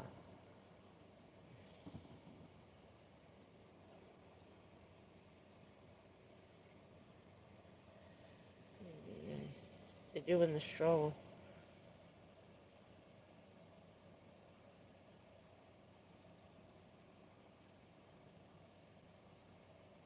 Oh, wow. That's nice of them. Maybe that's the only ones they do it for. It's like they're being stingy with the ice lately.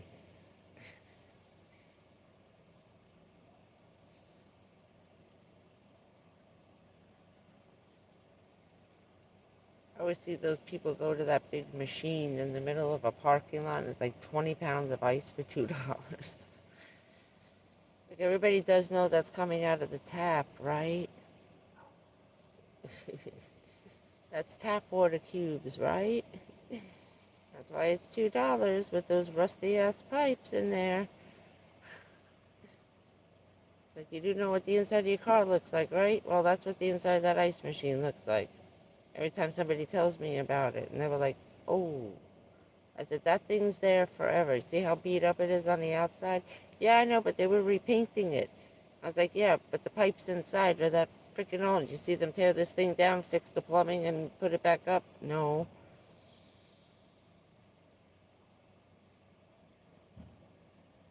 Ah. Yeah, these guys are always busy. It's like you gotta get online at 5:30 in the morning before McDonald's open up to even get in there by 9 o'clock. It's insane. It's like and then there's a Krispy Kreme's down the road. That, between the Chick-fil-A and the Krispy Kreme, the Krispy Kreme, I'm not shitting you, made the news. They had a 7-mile long line. That many people waited online to get a Krispy Kreme? They're not that good. Go to Dunkin' Donuts. What, because they're giving you a free donut? All that waiting online for like an hour and a half, say 2 hours, to get that 7 miles into that drive-through. How much gas did you just waste for a 70-cent donut? Or $1.50, whatever they are now? I haven't gone there in a while. Just buy the box. Oh, shit. Hold on 1 minute. I forgot to do that. I forgot to turn the other one off. I was charging the phone on that. And all my little fans, we keep flickering with the electric. So I had to make sure I got these guys. I have 4 of them charged now. And that's why I didn't worry so much. I want to use the big one for this guy here.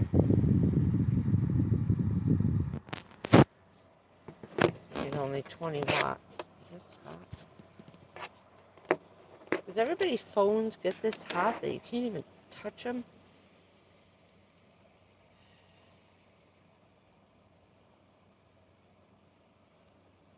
Yeah. Sure they do. Because that little blue light just, kills everything.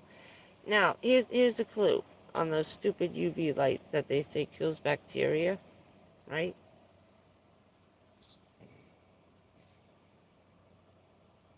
Hurricane Sandy, 2.5 years. No one ever brought me any. 9/11, all those people sick and bleeding, germs all over the fucking place. No one ever brought me any.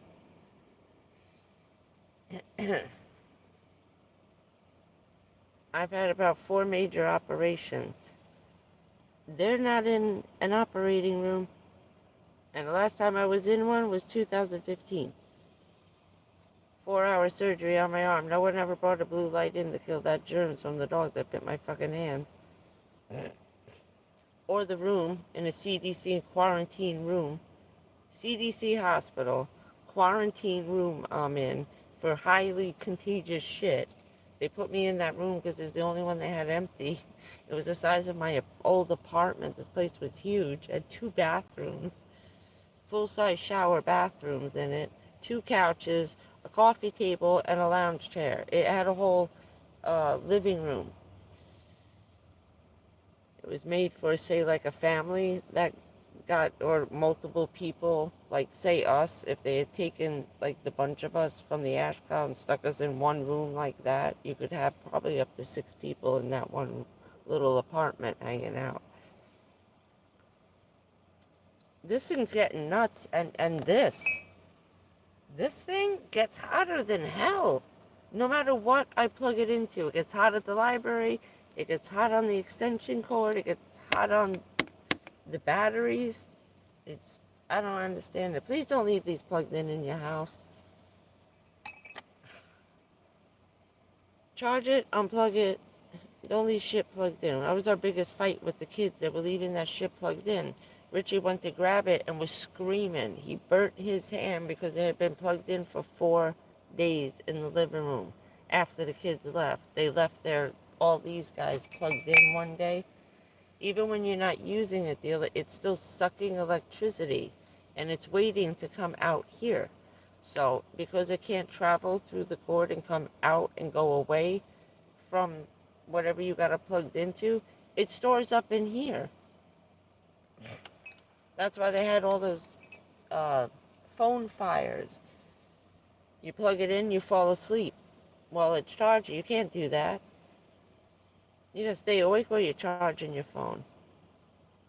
Yeah, I like the fast charges. That thing gets crazy hot. I can't believe how fast this thing charges in like 45 minutes. Boom, done. 20 minutes, boom. And different things charge at different times with that fast charger. This thing can charge in 20 minutes on this battery box with that rapid charger cord. And they even have a rapid charging thing on here where it's 100 watts for a rapid charge C plug.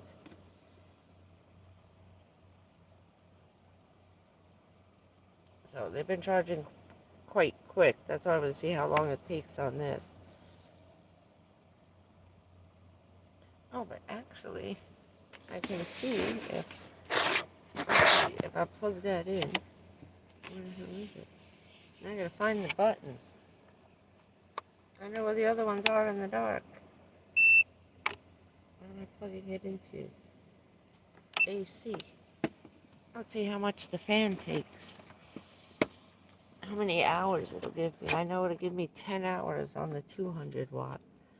Let's see what it gets. Science projects all day tomorrow. It's on low. Ooh! Okay, it pulls 25 watts on the 200. Right now, it's only taking 11. Look at this. Ooh. Let's see what happens when I turn it on high.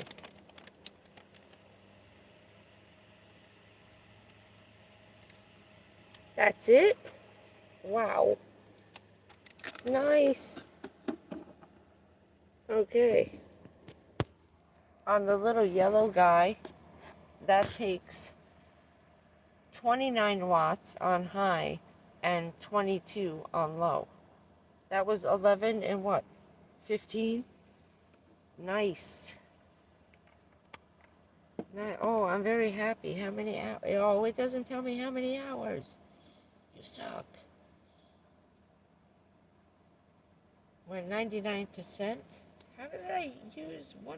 I don't know. How did I lose 1% in 3 hours after charging it? I don't know. Maybe just turning it on took 1%. I'll figure it out. I still got 4 bars. What was the thing that we were talking about? Your first like 2,000 charges on it, you have to keep it when you're not using it at 80%. So that's the first, what, 2 months? Maybe 3. I have to read that book again. So you can to prime the battery so it will last longer. So follow those dopey directions where it says to do all those crazy. It's like your engine, you know, the first 10,000 miles, you know, you're breaking in your engine. You go for a nice long ride.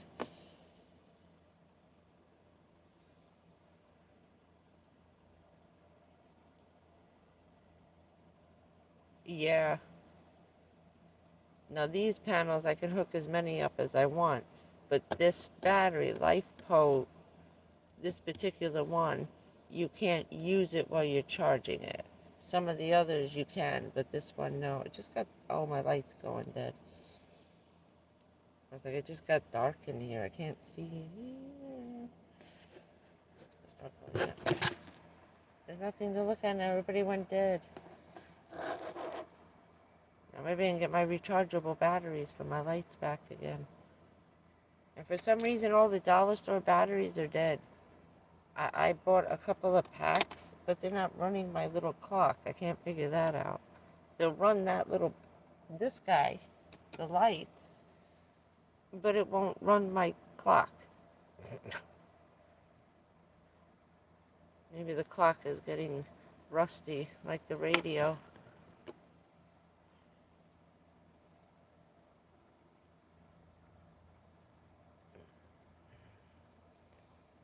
I don't like these new batteries. They're a little wacky.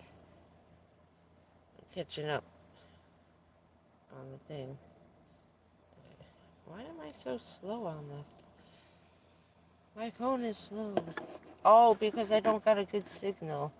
I realized the other day the little something came up on the phone, and E came up next to the 5G. I said, there you go. That's why I'm so far behind on the chat sometimes.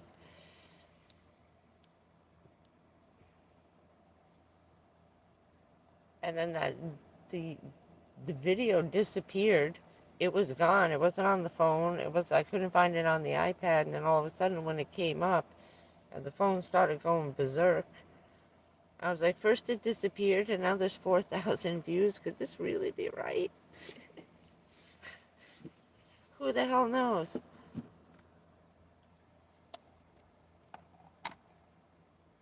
YouTube got confused when it was processing it. Maybe it tried to process and uploaded 4,000 times in the middle of the night. That's what it was. It's like, subscribe, you idiots. Don't just watch it. Hit the subscribe button. But we don't want that many. This is enough. I have 5,000 maniacs in here. We got enough cookies.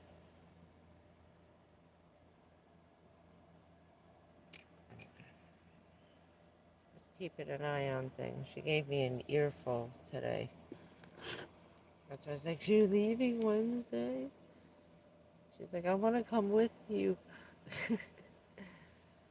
And she can't with the kids.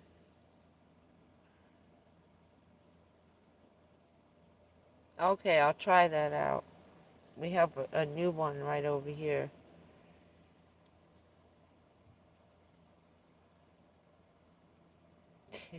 Right? What the hell's going on? Everybody's lost their minds. Oh, God.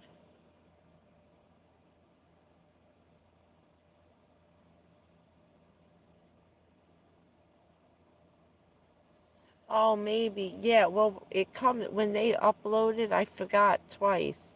When it uploads by itself, it puts it as private, so you gotta go back in and then make it public. It just automatically keeps it private. And that's why I was having hard. I couldn't find it because it wasn't listed there. So, because I had to go through my library of my own videos because I couldn't find it on the other thing. So, I figured that out.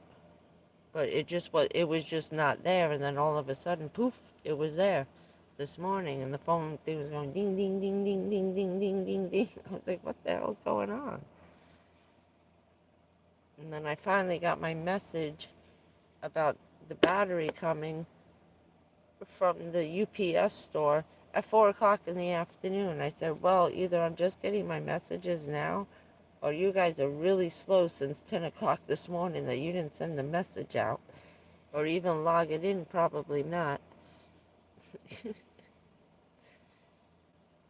They're children that running the place. It's like college kids age, say. Some days they're all up on it. Today they must have been having a hell of a weekend. I forgot football started. That's why. College football games. They were all like, yeah, how's it going? Yeah, we're okay. Even the guy was like, hey, putting stuff away in slow motion. I said, you guys are freaking hammered. Had a rough weekend. Yeah, they did. College football is back. I gotta find a place to watch my football. Now it's down to 10 watts. I love this thing. Nice. Very nice. It was at 25 watts. That thing lasts 9 hours. So we'll see how long this lasts tonight. Oh, is it homecoming starting already? What happened to Thanksgiving? They don't even wait till Halloween for that?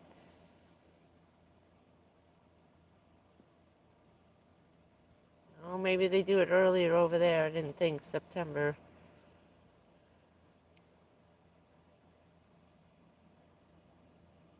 But yeah, that kind of doesn't make any sense, but we always have it when it's cold.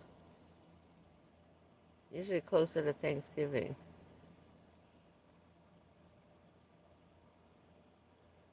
We weren't allowed to do anything near Halloween with the hoodlums we had.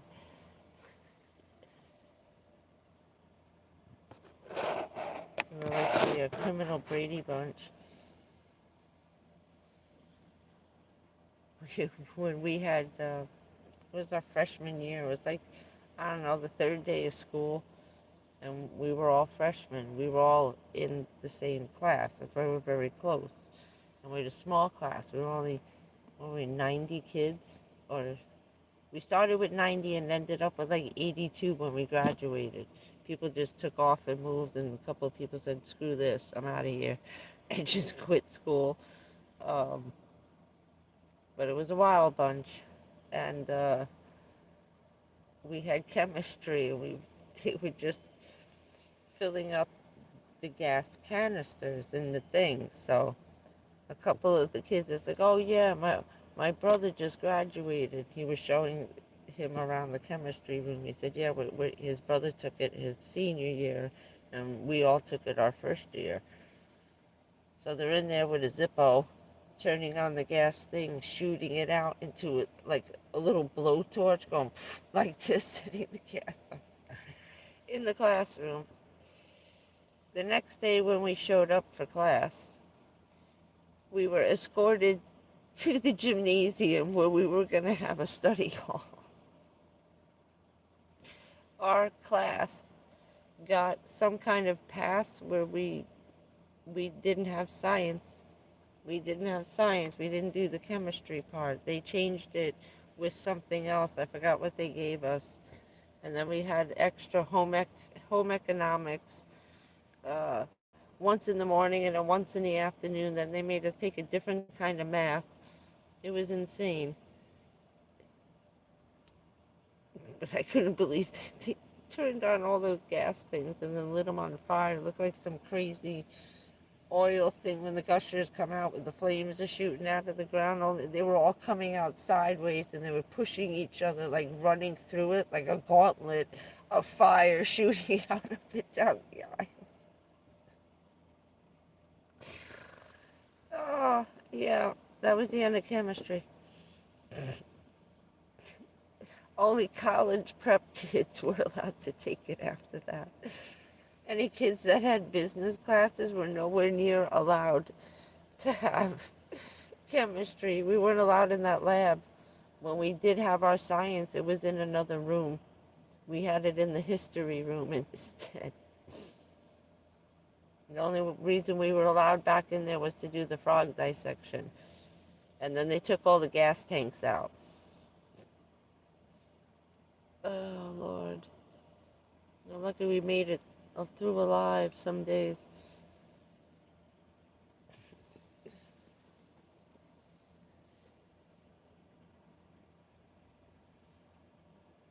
I didn't actually really see high school preparing you for life. Well, they're chasing each other around with the little hair. Those, remember in the 80s they had a little miniature can of hairspray? It was like this big, the Aquanet, and they took the giant bottle and made it like a little Budweiser nip, the little half a beer can ones, chasing each other with Bic lighters and hairspray cans. Oh, they had a thing about fire. Lucky they didn't kick us out. Now I'm down to 98%. It's doing nothing. I don't know about this. Well, it's only 300 watts. Don't get crazy. That won't last the whole day. I can stretch. I was stretching that out to almost 3 days. I was rationing out my Apple TV. No, I'm addicted to that shit now. I found a whole bunch of cool shows to watch. Netflix and Apple have dueling space movies. One with Hilary Swank on Netflix. I'm just watching that. I forgot about that one. I started watching it before he died. There's like a whole bunch of shows we had just watched like season one of, and now there's like 3 seasons. It's been 2 years, November, in a month. Oh no, not November. Yeah, November. Sorry. His birthday's coming in 2 weeks. So right after the doctor, I go to the doctor a couple of days before his birthday. Hello, Rare Breeds. Has anybody seen Kale? I didn't know if I missed her coming into the chat.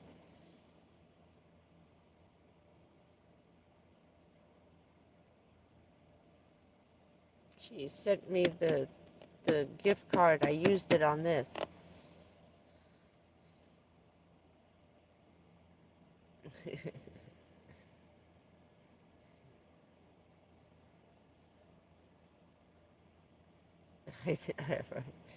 No, no Kale. Okay. Oh, cool. I'm glad you made it. I don't even know what time it is now. My clock's not working. My battery's died in my clock. Oh, now I can get one that plugs in.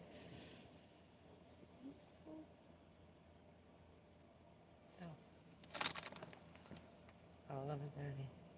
Okay. I'm just watching the thing here. I have to check the battery on the phone. This is the one that goes fast. I'm coming down here. Sorry. Yeah, this is... Okay. Oop. I had to check it. This is the 2.5 hour live phone. When we were on the other night, it was 3 hours and 53 minutes. Jesus, I didn't think we were on that long. Didn't seem that long. Freaking 4 hour live. I was on the iPad. So I get 4 hours on the iPad and 220 on this one. We're doing pretty good. So far, so good. Oh, we have to show you. I forgot. You gotta take the tour.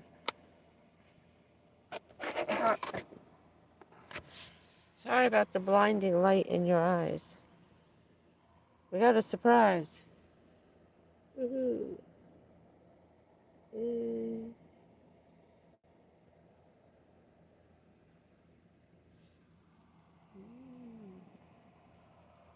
Oh, look at that. Power. We got power. And solar power.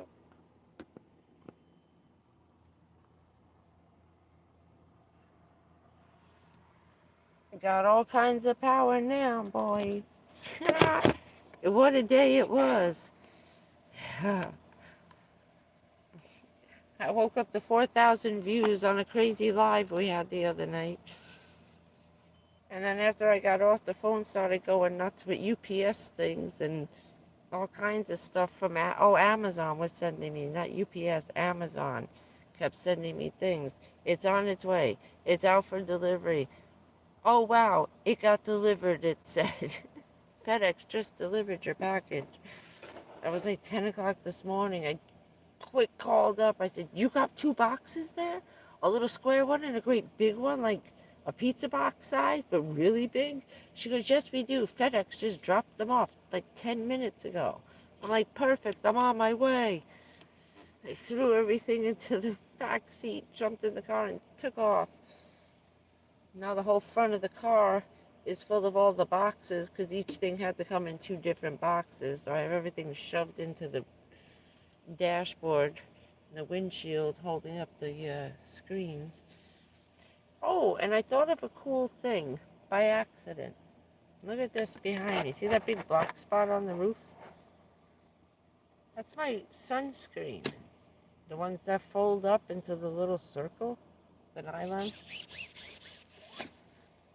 I was trying to think of something to do with the roof because it's getting a little for crappy. These guys have all kinds of crazy patterns on them, with the palm trees or bubbles and balloons. I only have it with a little thumbtack. Stick it right here and right here. It hasn't come down since this morning. So if you put a couple in all the way around, and I found these guys, I put in my pictures on my roof. These are little, let me see if I can get a better picture of it. They're velvet. Look at that. Little velvet thumbtacks from the dollar store, and they're copper. They're cute. And all this moving, I never found my nail polish. 3 of them. And I got down to the floor. I have to go get a new one. So I was going to use these to just put it up because those pictures have been up there for a month and they have not fallen down with these guys from the dollar store. I have a whole pack of them. And they look really pretty. Once I get them organized better. Holding up. Holding that up. I told you move the phone, it stops recording, right? It looks cute. So, I was thinking just to cover up the roof. Oh, I love those things. They hold the curtains up, they hold everything up. And this is nylon, it's like pantyhose. You stick a hole in it and it just like seals itself back up again. But it's dirty. I don't know what kind of crazy children this guy had, but I didn't notice until with all the sunlight in from being over here. It's getting nasty. Plus 6 months with the sand and the dirt and that the sand, that's like baby powder. That stuff gets everywhere. If I go like this, it'll probably shake out dust. But I thought this would be kind of a fix.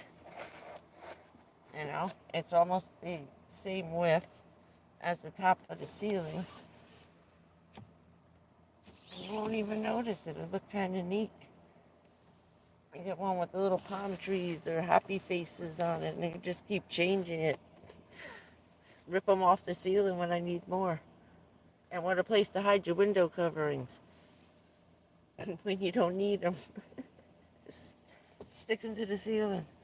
Cover up the crap up there. I'm going to look in, maybe I'll go to Wednesday when I'm done here. I'll go to Walmart and see what crazy stuff they got. Oh, I know, they just fall off. I know. So I figured they got all those cute little pattern things or whatever, you know what I mean? It's sideways, it pretty much goes. I have it long ways. If I turn it sideways the way it's supposed to, it fits exactly from vent to vent across each side of the car, through the whole center of the car. I could do. So, to see what you thought about that. That's why I left it up there. Oh, there's the thumbtack. I lost it. I had used another one. They don't work so well. But it's a quick fix and it'll look cute.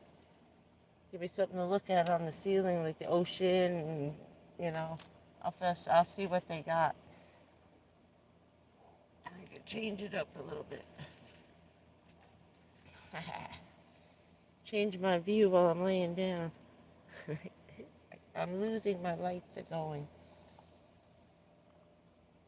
All my crappy batteries.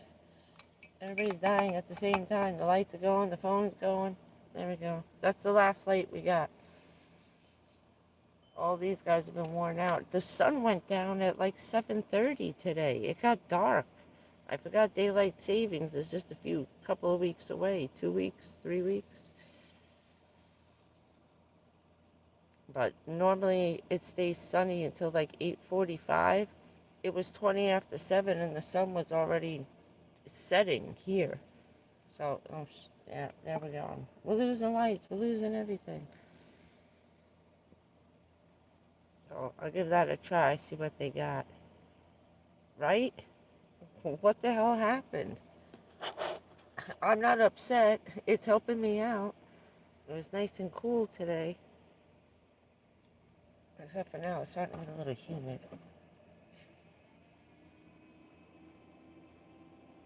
Not quite time for the Tom Selleck, the Magnum PI shirts yet, but it was cooler before when I first started. Because I'm sitting, it's all the radiation coming off the phone as it's getting hotter and hotter. Oh yeah, I have it on there, and it's on. I don't see the little... No, it's not charging. Maybe because it's folded in half. I'm going to try opening you up for a minute. Hold on. It says just place it down. I don't see it charging. Alright, I'm gonna have to figure that one out. What the hell do you gotta turn on to get it to charge? And there's no button. That big orange thing that's for like the 600 watt one. This gotta do 300, 400, 5 and 600 watt size in this one. LifePo 4. It was a bundle deal on Amazon. It was $270, and I used the gift card, so it brought it down with tax included. It was what, $213. No shipping. They gave me the free shipping because it was over $200. So from $300 down to $213. That's why I took the extra money, because I put $340 in the bank, because they said, oh, they're going to whack me for the shipping. I got to pay $300, tax 8.5% on that now. Oh, somebody's got something going outside. Yeah, the LifePo 4. And it's Mars 320 is the model, the name of the model. Yeah, we're going to be in the dark soon. I'm going to move this thing out of the way. That's better. So, alright, so no, it hasn't been charging all this time. I was trying to put it on there. I thought it was charging. It wasn't. Because I feel bad. You just got here. We're running out of juice again. Also, because I'm not getting a signal. The phone is looking for a signal to get its 5Gs, and it's wasting the battery, too. That could be why it lasted longer in the parking lot and not here. Oh.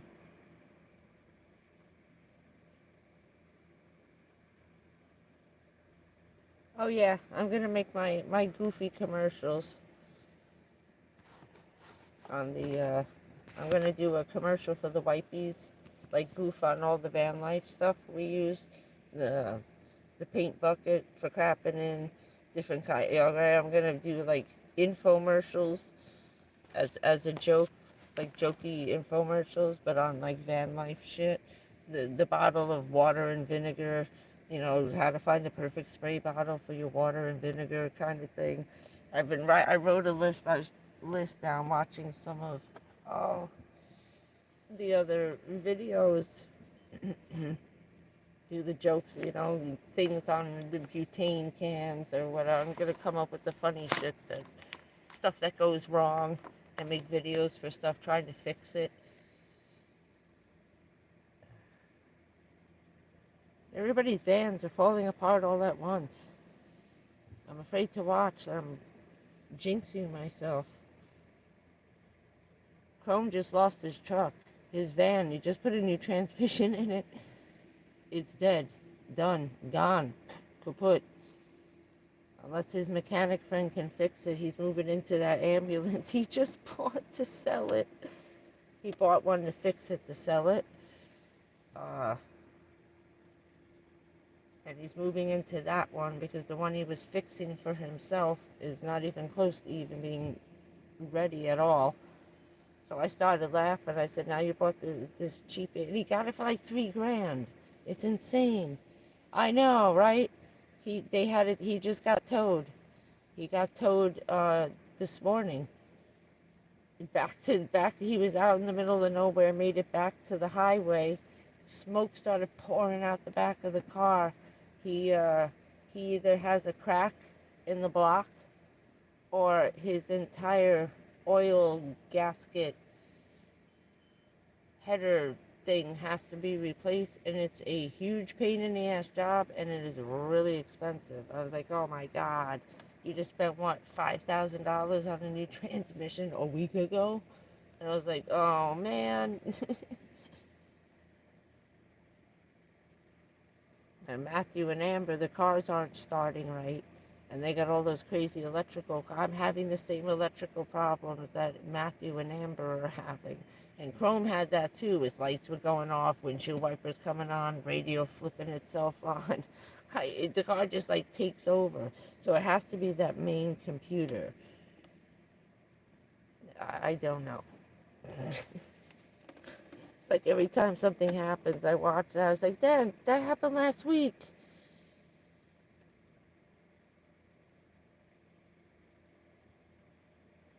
Nope. Nope. This one in here is brand new. It's 3 years old this year. I can't believe it's been that long.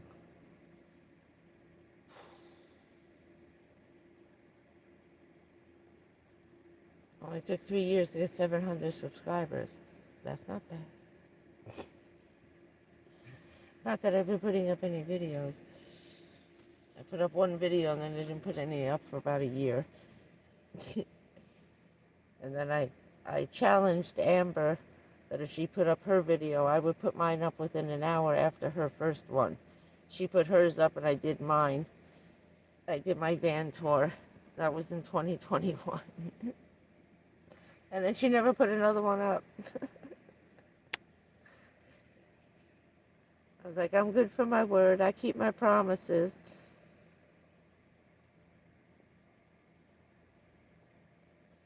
Yeah, everybody says it. There's nothing wrong mechanically with the car. It's just quirky shit. Like that stupid computer that turns the car on with the stupid key. So between the key fob and that motor, but it might be with the windshield wipers turning on like that, and that's why it smells so bad right there by the driver's side windshield wiper. I'm hoping maybe it's the windshield wiper motors burning out, and that's all it is. And I haven't gotten any oil all over the engine again. Once I wiped it off with those orange claws, I can still see the metal. I just popped it open the other day again just to check where I cleaned off, where the guy said there was oil and I think the gasket's leaking. I think someone dropped oil, or it was someone fixed it and they never washed the engine off. There's old dried oil all over wherever this guy had a leak from, or someone spilled it or didn't put the cap on. It sprayed out all over, because that happened with me with Richard with the Honda. He came back like a madman from work.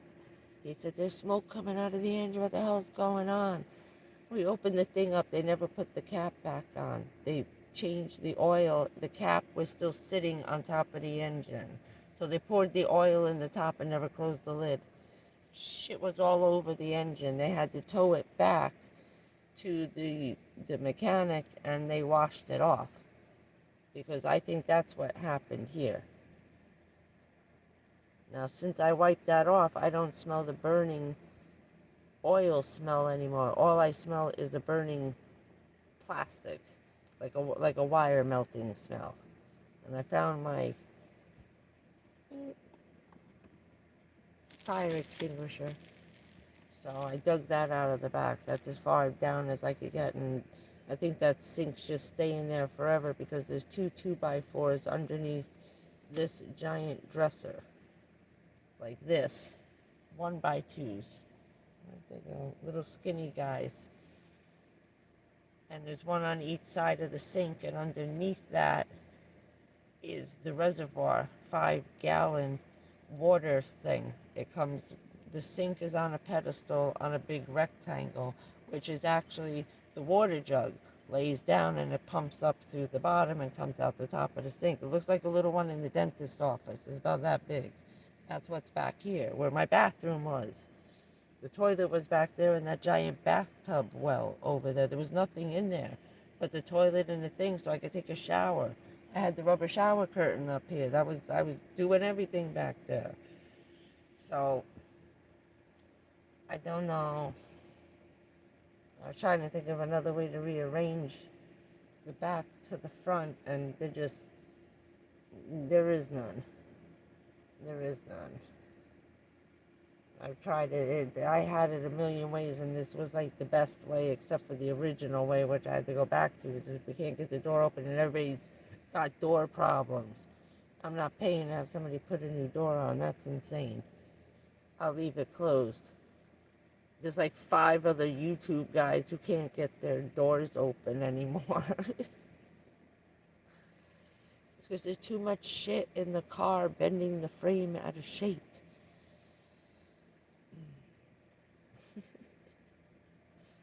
And for some reason on minivans, always the driver's sliding back door is the first to go.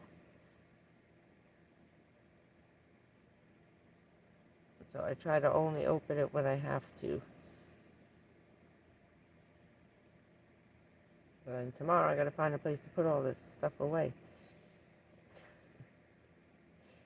Where is that solar panel going to live? I thought about making it a wall over here to separate where the passenger seat was. There's nothing there. It's a big open thing. I said, well, when I leave tomorrow, I could just put a wall. I said, it would come up to the roof right there if I just somehow could hold it in place. Well, it's heavy. That thing, the solar panel's heavier than the battery. But it's got magnets on it. It's a really nice one, too. It's got magnets on it, and it holds tight. It does not open up. And those cable, what do you call it, things? The rock climbing, carabiners? Those metal hook things, you know, for that rock climbing. It's got 4 of them, and those things weigh a ton. They're really nice ones. But at least they put holes in it so you could stake it down in the ground and it won't blow away. That's the other thing I gotta get. I figure I use these in the corners once you put it up on an angle, and then you tie it down, and I'll get one of the little L-shaped tent stakes. So it doesn't fall over. Carabiners. Oh, beaners. Minners. Okay. If anything, I can hang it off the roof rack, too. So I don't want to put it on the door, but I'll see if I could even... although this one says it has to be on the 45-degree angle. But I tested that out with these guys, the portable ones, and I got the same amount of electricity flowing in, whether they were flat on the roof or up on an angle. Nothing charged any faster, and I didn't get any more wattage out of the sun. Just the 14, I was getting actually more when it was flat on top of the roof than I did leaning it up in front of the van on the side.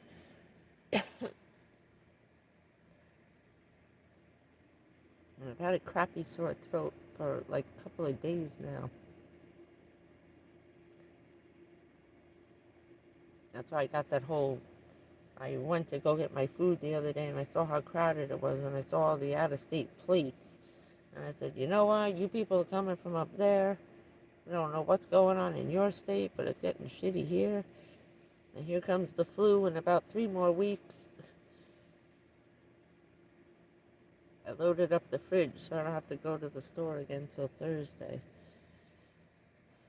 Yippee. If anything, you just run in and out of the dollar store, but I'm staying out of the big stores till I get out of here and I can go back at night. I like to go at 9 o'clock to Walmart.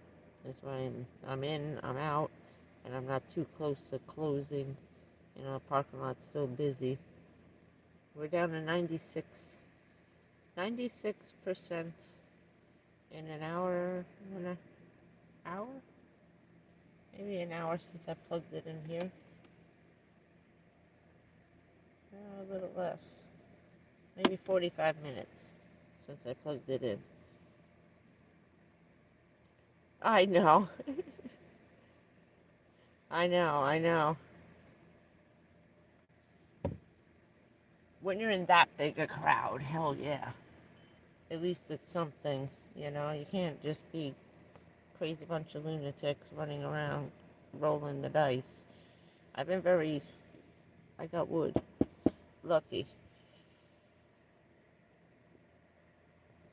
The doctor's like, you do what you're doing. Please don't change. Whatever you're doing, do it. I said, okay. He said, you got your little... I said, I got my shit down, Pat. He started laughing. I said, I judge by the crowd. You know, and if I'm going to be in there a really long time, I make sure I always have something with me. Yeah, I got to get the elderberry syrup. I can't take it. And it's good for the lungs, too. I was taking the pills, but the syrup actually worked better, so I was just drinking like a little bit every day. She said, take it in the morning or in the afternoon, whenever you're feeling clogged, and the more you start taking it, the more it helps with the asthma and the emphysema that I have. It won't help with the mesothelioma part, but it helps with that when it pinches your throat. And you're like, it's almost like an allergy. It's like snaps up your vocal cords. Everything gets like really tight, and that's from the swelling. This is actually sideways. If you see stuff is turning crooked, it looks like my head's turned, but it's not. It's straight. He said the spine and the neck are twisting, and it's pulling everything this way because of that big lump in my throat going that way. So he said eventually your voice may start changing. He was worried about when I feel the pinching, it's because it's pulling on the vocal cords. Because like somebody's poking you with a little needle in the back. You know, when you kind of get sick and it feels like somebody's stabbing you with a little needle in the tonsils in the back. Pinching. You get that little pinch. Like a little kid pinching you in your throat right here. Yeah, I have to get the elderberry and the honey. He told me that when I first got here. He said, you got to eat the honey from the farmer's market. If you do that, you won't have any more allergies. He said, you like honey, right? I said, oh, yeah, I was raised on that. My Hindu grandma and the British, tea and honey. Every Thursday they have a farmer's market in all the parks. They're everywhere. They make the rounds. And then they have a setup down in downtown Melbourne where it's, I think, every other day. Oh, I never thought of that. I love marshmallows.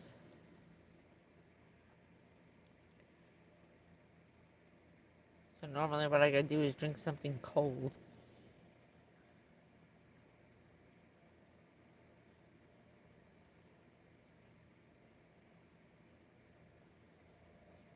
The nebulizers, yeah.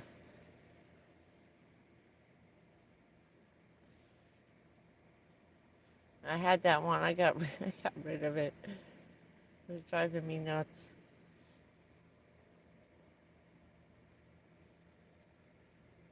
Yeah, the inhalers, that's taking a pill. They take, like, if you're gonna take, like, a Zyrtec, okay? They take a Zyrtec, they crush it into baby powder, stick it inside that thing. You're actually inhaling powdered medication. Instead of taking a pill, they crush it, put it in there, and you spray it into your lungs, and you inhale the crushed pill into your lungs.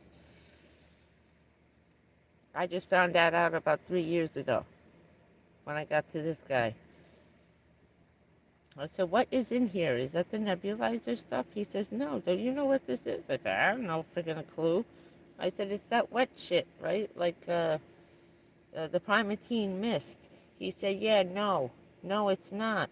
He said, this is like I took a Zyrtec, I took the allergy medication, crushed it up, and you're breathing in a powder. I was like, oh, it's not wet? And he says, no, because I couldn't taste it or feel anything in my mouth. Right? I've been using those things half my life. I had no idea. But the nebulizer does work. It gags. It's too wet for me. I need something to dry up the water. That's why they weren't, even the lung doctor who works with the firemen and the cops. Let me tell you, the worse your cancer gets, the more you start smoking. You have people who never started smoking until they got asthma. Those people could smoke a carton a day. You need something to evaporate the water in the lungs as it builds up. This this loosens it, and then I can cough it up like jello. It's like chunks of jello. But this is a little miracle worker. This new stuff that they came out, the Delta 10, in like 5 minutes, it's like I got brand new lungs again until it wears off. And then they go right back down to normal again. But it's loosening everything up. And he said the lungs have been a lot clearer. He said, what did you do in the last, like, 6 weeks? So I pulled this guy out. I said, Delta 10 instead of Delta 8. He said, oh, what's in that one? I brought him the box, and he said, this is THC and Delta 8, Delta 10. He said, I got to look it up so I know what you're doing and investigate this. He said, but this is working better at getting rid of the pneumonia sounding, because I have pneumonia, incurable pneumonia. We all do. It never goes away. You just try to keep it under control with the medication. Sometimes it flares up, but it never goes away. So you have emphysema, asthma, incurable pneumonia. You verge on having tuberculosis because you're making your own, because of the cancer cells actually and the pneumonia cause you create your own tuberculosis. It's not transferable to anyone, and we're making it ourselves in our own lungs. That's what ends up getting you.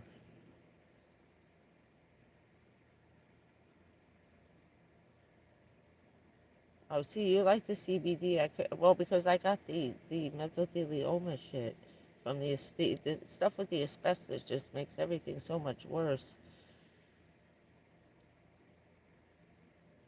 But the one guy sitting there with an oxygen tank on, smoking away, this fireman, and I was like, damn, bro. I was like, yeah, now I get it.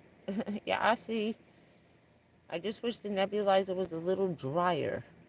A little drier, but drying up the lungs is a bad thing. They're already drying out. It's like I need to keep them wet and dry at the same. How the hell do you do that? So the nebulizer is like, well, it dries up this. There's an antibiotic in it for the pneumonia, and and uh, and then you add a little moisture. That's why I can do the sauna a little bit, but can't stay in there a long time. People end up getting bronchitis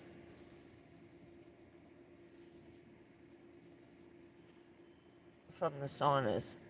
Get too much steam in there. My stepfather had a problem. He was never a smoker either, and he started getting clogged, like something was wrong. He couldn't breathe. And the doctor said, "How long are you sitting in the sauna?" He said, "I go in 6 days a week. I'm usually in there maybe a half hour, 45 minutes." He said, "That's way too long." He said, "Especially in a room that probably stinks like mold." So be careful of those things, how much wet.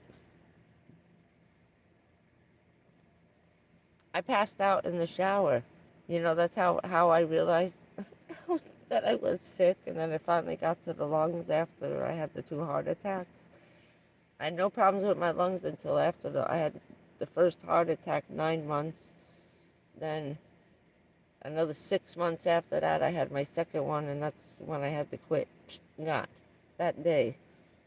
I wrote an email when I got home and quit my job at the seaport, explaining why. I gave the doctor who was treating me for the heart condition, um, gave me all his information so I could have my boss explain why it had to be an abrupt, and there is no 2 weeks.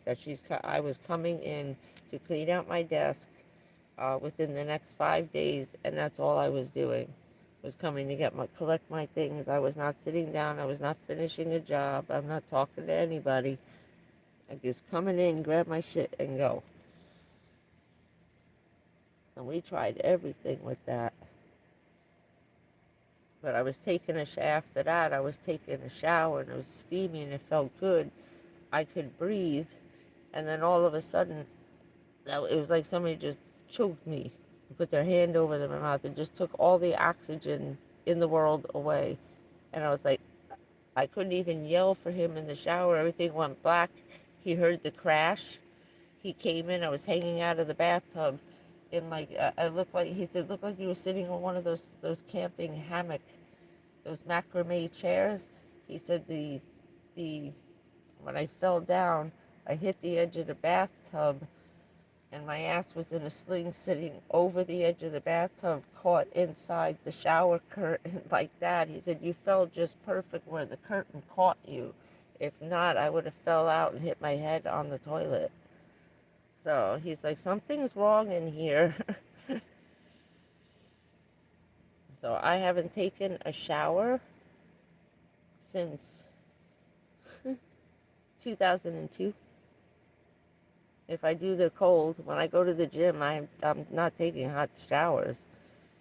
I'm sitting there taking cold showers. I can't turn the hot water on. So I was doing all baths. Taking baths. And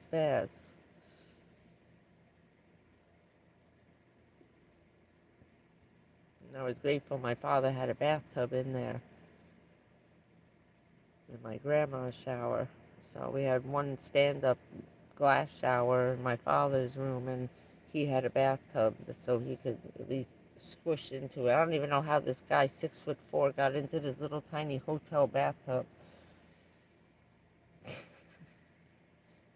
I said, well, how much of it was actually in it? Because it couldn't have been any of his legs. But I miss my bathtub. That's why I wanted to do back there, to make a bathtub in there.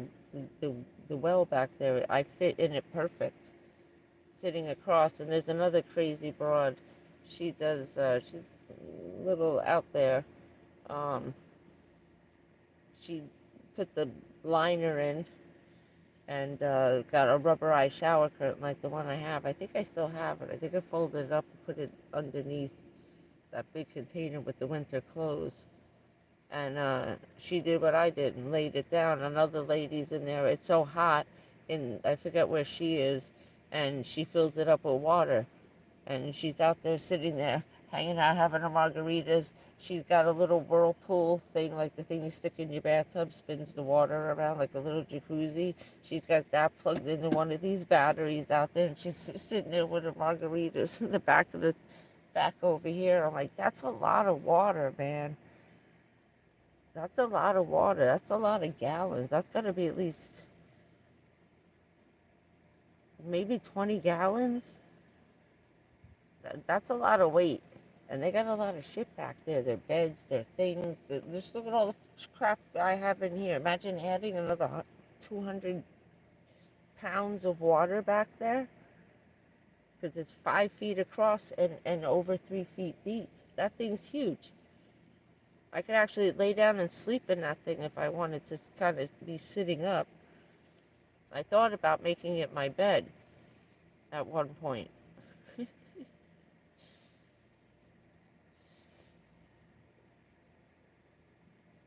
Yeah, I know, right? Oh, man. But I was trying everything, and then there's a Korean guy. He does that too. He made it a bathtub. He made it the shower. He just drilled a hole through it, put a plug in, and then has a little slide thing that closes it over the drain. I was like, oh, you gotta get one of those. And I was like, hell yeah. I'm making a bathtub, my shower, and he's got a plug. And where he did the whole thing, and he's got a plug, he fills it up in the bathtub, he uses it as a shower, he uses it as a pool when he's camping in the summer. That's what that was going to be. That's why the sink is back there, up in the air, above it. So I had the sink above the bathtub at the end of this dresser, and the whole thing was all clear open. Now there's freaking clothes in it. I don't want to use it to get wet because I can't get that door open. And if water gets in underneath all that crap, it's just constantly dark and it's going to get moldy back there. Oh yeah, I just bought one of those. It's coconut lime Listerine. It sounds disgusting, but it's pretty good. I like lime flavor and I like coconut. From what I could taste of it, so that's just going by me. I can't taste shit, but what I can taste of it, it's not bad. I brush my teeth with the Listerine, and then I brush my teeth with the toothpaste.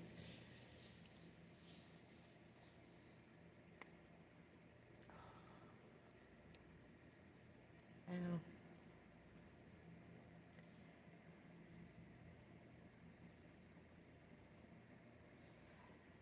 It might be the tiny camper guy, the Chinese guy. He's got like 50 vans he's done. He's made a whole bunch because he uses it for himself and he tries to do different layouts and stuff. He's like a nurse or something. I forget what he does for a living. And he does this as a hobby for him. He made one for his wife. He's got one for him. Does one for, other people. And then he just rips it out and starts again. Then he did a whole build out of cardboard and that purple foam board.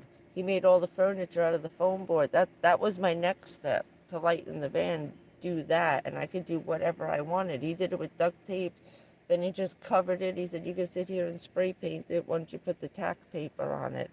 I was like, damn.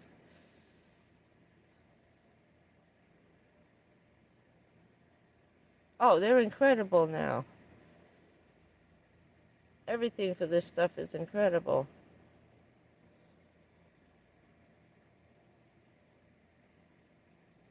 Yeah, 6 SUVs. Then he did a Honda Fit, which was the car we had.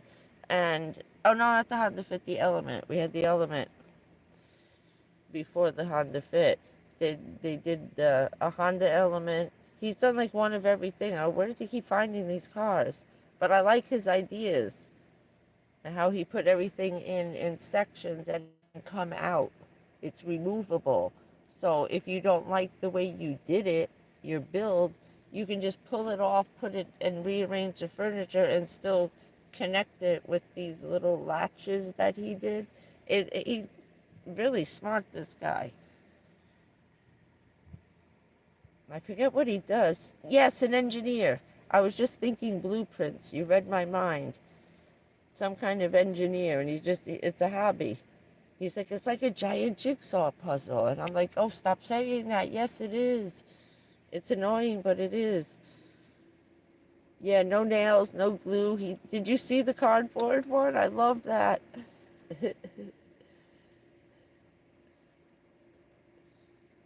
Yeah, we've been doing that. We've been doing that since we were making forts out of refrigerator boxes.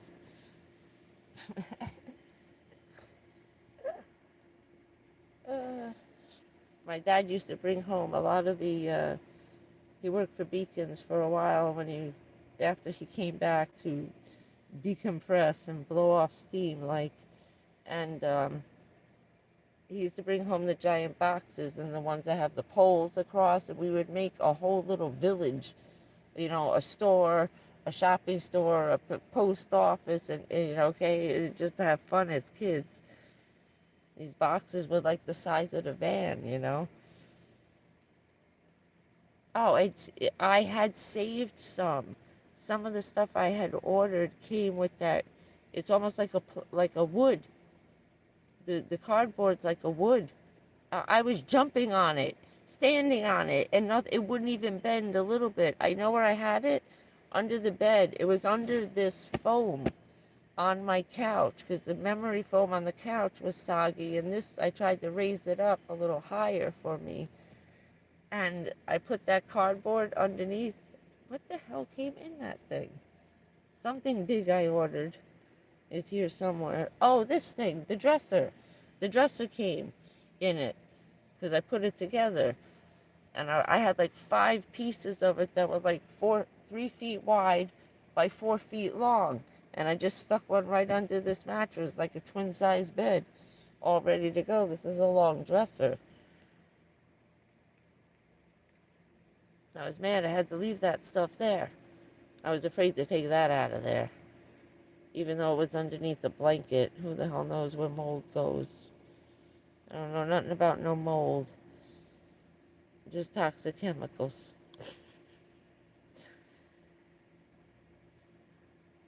Yes. No, everything's gone. All the seats are gone. Except for one here. That's under you guys. On the behind the driver's door seat. I just removed the padding off the metal frame. Folded it down. So it's a little tiny. It's the back of the seat's folded down flat.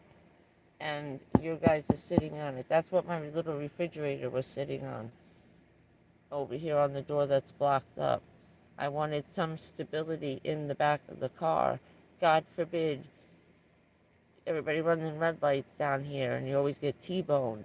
And without nothing here and nothing over there, somebody hits one of these SUVs that have no seats in them. The seats are there for a reason. It keeps the car from folding in half and somebody driving right through the center of the freaking car. So there's no back seats. So we kept one frame here, and the front seat, we couldn't get all of it out.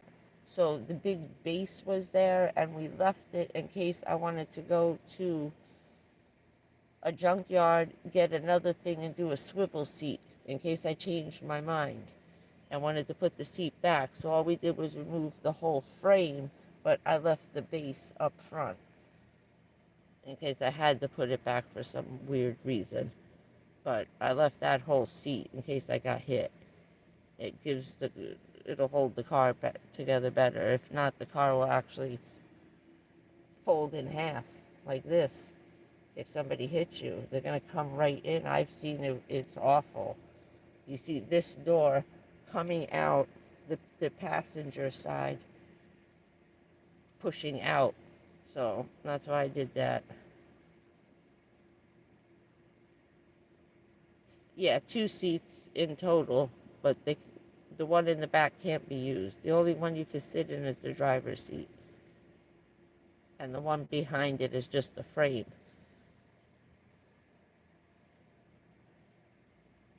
Yeah. So, because the base of that is the most expensive part. That's why Morgan's like, are we taking the whole thing out? Because it's a real pain in the ass to get down any lower. Look at this giant thing. I said, you know what? And we looked at each other and said, what if insurance? What if, I don't know, she said, well, you have to be able to put this seat back. Let's not fuck it up all the way. And I was like, you know what? And we were like, ooh, what about a junkyard and a swivel seat? Yeah, no, don't take that out. Don't take where we attach the seat to. Just take the seat off. Which was a good idea. It left me a base to build, and then we put a piece of plywood down, and I just started stacking the refrigerator and everything you see up front next to me. Yeah, no more hitchhikers.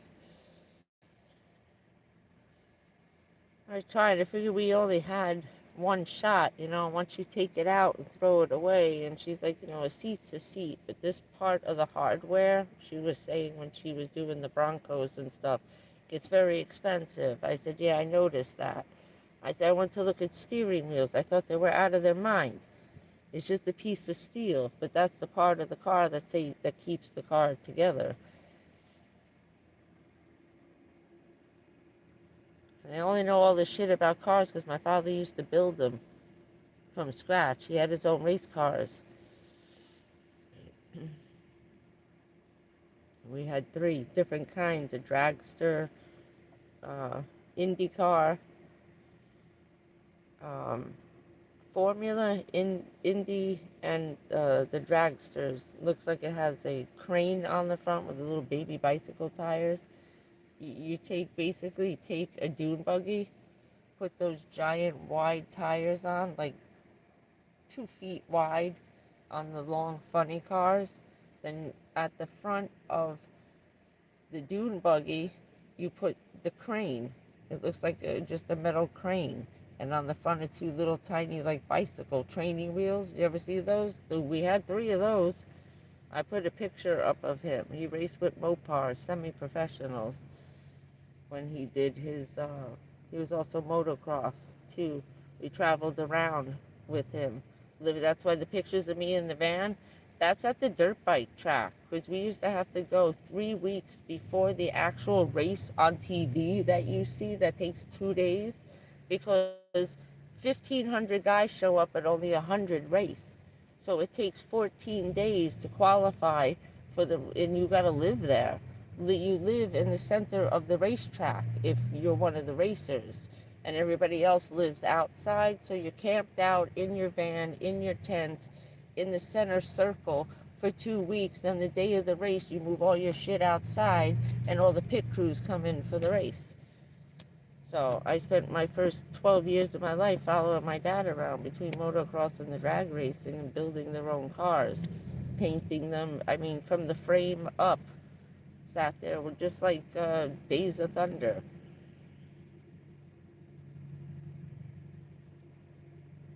Now I love my dad. I have one picture of us. I used to go with him through the track, through the motocross. I got a nice scar here. This was from the bolt, dead center. They have a bolt about that big that holds the handlebars on the motocross bikes. Here, I got a huge scar on this side that goes here all the way down. You can't see it. Up here, and then over here is another scar this way. That was from hitting the handlebars. Then I broke the speedometer with my forehead, the glass. I cracked my chin open on the bolt. Then I hit my eye on the bolt. And I've had stitches all over my face. Don't tell your mother. They take me back, and the guy in the pit crew's over there, and they got me in the medic tent, stitching up my eyes, crazy gluing the shit back together with duct tape. Fuck that. Shh. It'll be an hour before we see her. Don't tell her. After a while, I wasn't allowed on the motorcycles anymore. My grandma's like, you're going to scar the shit out of her face. No, she could have gone. After I hit my eye, that was one of the last times I was allowed to go over the trails with him. We drove around on the motorcycle, but I wasn't allowed to go through the course hanging on in front of him. I was like, she's going to go blind and lose her eye.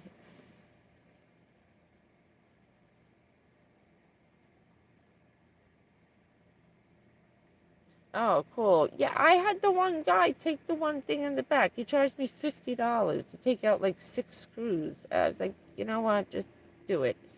It would have took me a week. I was sitting there cursing and screaming and trying to get those bolts out without the guns they got.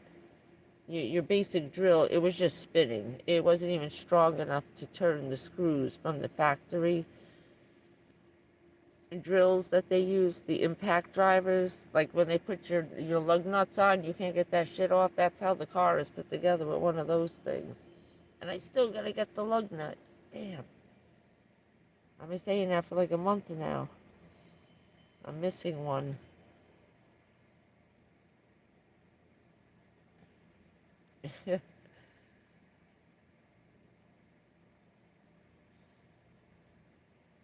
I know. I wish. I wish.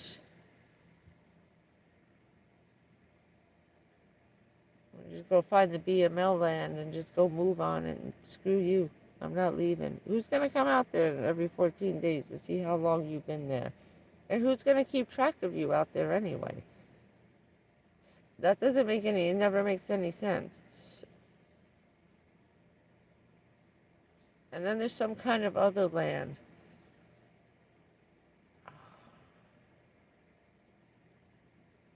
The land of Bureau Management. It's different than BLM. It's backwards. Land Management Bureau. LMB instead of BLM. Those are freebie ones too, like the BML land. We own it, not the wildlife preserves. Those are owned by the state that they let you stay for up to 14. Most of them are 21 days. But who's going out into the middle of the swampland? But that's where it is. That's the bad thing.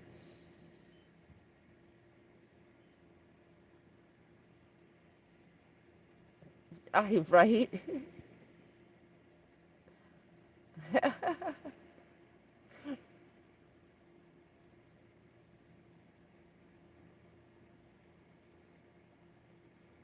Oh, I know. I know. Now on these ones, the foam came right off. It's like a car seat cover. I sliced through that foam, and all of a sudden I went like this, and it started to slide up the piece of metal. I said, "What is this? Just like a car seat cover?" And it just slides right over. And then they glue it on, but the glue is so dried up in this car, it fell right off. Then I thought I could get the headrest off, because the headrest is on a funny angle for wearing a ponytail or a clip in the back of your head. You're kind of driving the car like this because you can't put your head back because it's actually tilted forward at you, this headrest, and it won't come out at all. No matter what I do, it hits a thing and you can hear it, that it locks in place. They don't remove. So I was going to have somebody just drill that headrest off for me. So I started to cut it. I said, oh, like the thing, I'll just cut it off. It felt all soft, which it was, but the reason why it puffs out so much is because inside the center is a big hump of molded metal holding it out with this much foam on it. So that's why my head is tilted forward when you sit in it. If I was a little taller, it would hit me in the right place, but I'm too short and I was just pushing the back of my head down. Oh, damn. I gotta move my ass out. Down to 94% in an hour. I don't know. That's not so bad. But, wait.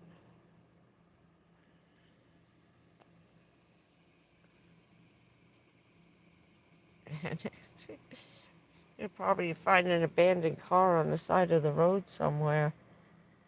Yeah, this is too dark. Everybody's getting dim. There's a tree.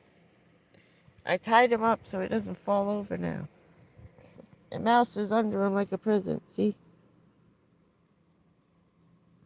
There's the mouse. I put mouse under the tree. He always like climbing up the stupid thing. I need a haircut. That's next month.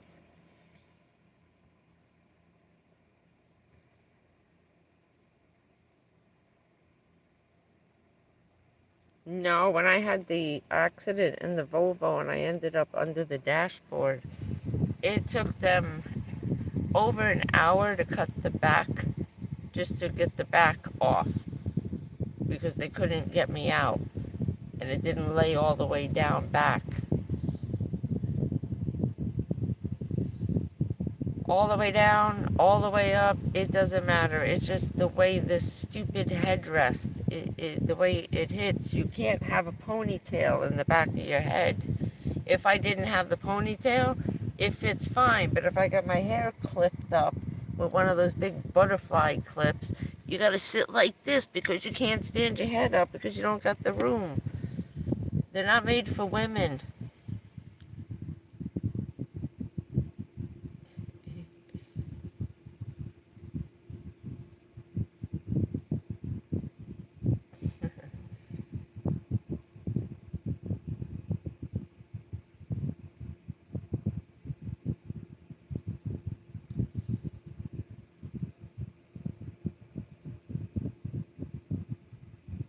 Yeah, that's what you should do. I'm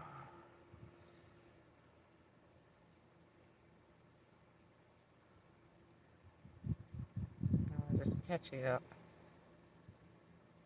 Yeah, it'd have to be sawed off. And I had all that stuff at the house too. I have reciprocating saws. They're just too big to take in the van. I can't find, it's too thick because you need a reciprocating saw. That's solid steel. It's about as thick as my thumb. It's hard to cut through those too, you know? Those aren't meant to bend at all.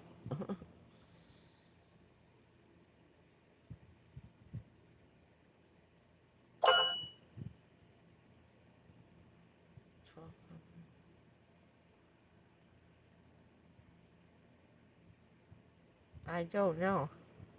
That's weird. By the day. Yeah.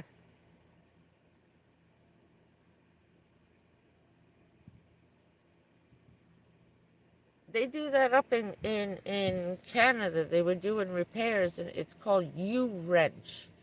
And you rent a lift for like, you can have it for like 3 hours or 4 hours. You tell them what you're doing on your car, and you do all your own repairs. And I forget how much, I think it's $50 an hour.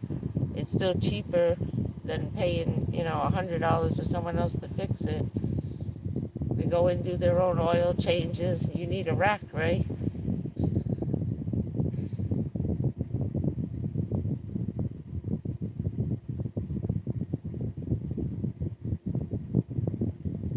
Oh no, yeah, you can't. You can't. You won't get car insurance. And you probably won't find a mechanic who'll cut it off. You gotta do that. That's why we took the seats out in the other framework myself. I could probably go to a junkyard and have one of those guys chop it off. They wouldn't give a shit. Look, here's 20 bucks. Cut this headrest off, please. Or at least get it out of there. I have no idea how it comes out. I got all my other car ones off. When I was, have my big hairdos and stuff going to the parties and stuff, I would just hit the button, hold it in, and pull it out. Even the back ones came out in the Honda.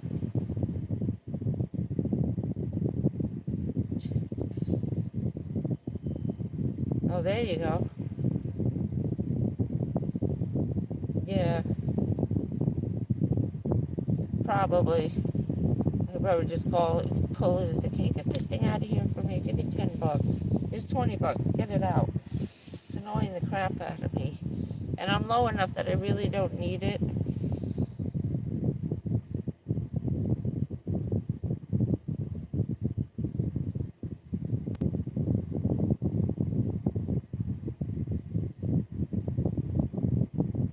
Out of all the shitty accidents we've had, I've never had my head go backwards. Hit the glass. I broke my window during that Volvo accident. I broke the passenger window with my face. I have these big lumps on my cheekbones. This one hit the dashboard and the gear shift. We went this way and I smashed my hand thing on the stick shift here. And over here is a mess. I cut myself all over. I broke the window with my face when we went sideways. And then I went under when we hit the wall, doing 120 miles an hour. head on. We got hit from behind and sent flying like a pool ball, like a pinball. The car just took off.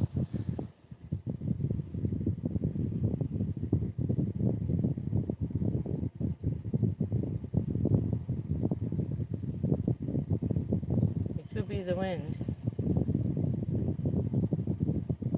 Yeah, no, I have to look. There's probably some stupid trick. Or it's a safety thing where they don't come out anymore.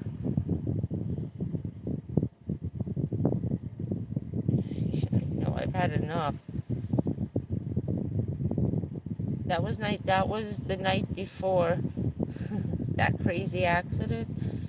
I took 12 firemen 3.5 hours to get me out of the car. We had the accident. We got hit at about 5 after 1. It was 3:30 in the morning by the time they pulled me out. They resuscitated me 3 times. I punched one of the firemen because I didn't know what was going on. I kept passing out and waking up. I had such a huge concussion. I was cursing and screaming. I said, why are you punching me in the chest? And who's holding their hand over my throat? They were doing chest compressions. Like I thought somebody was punching me in the chest and then smothering me with their hand.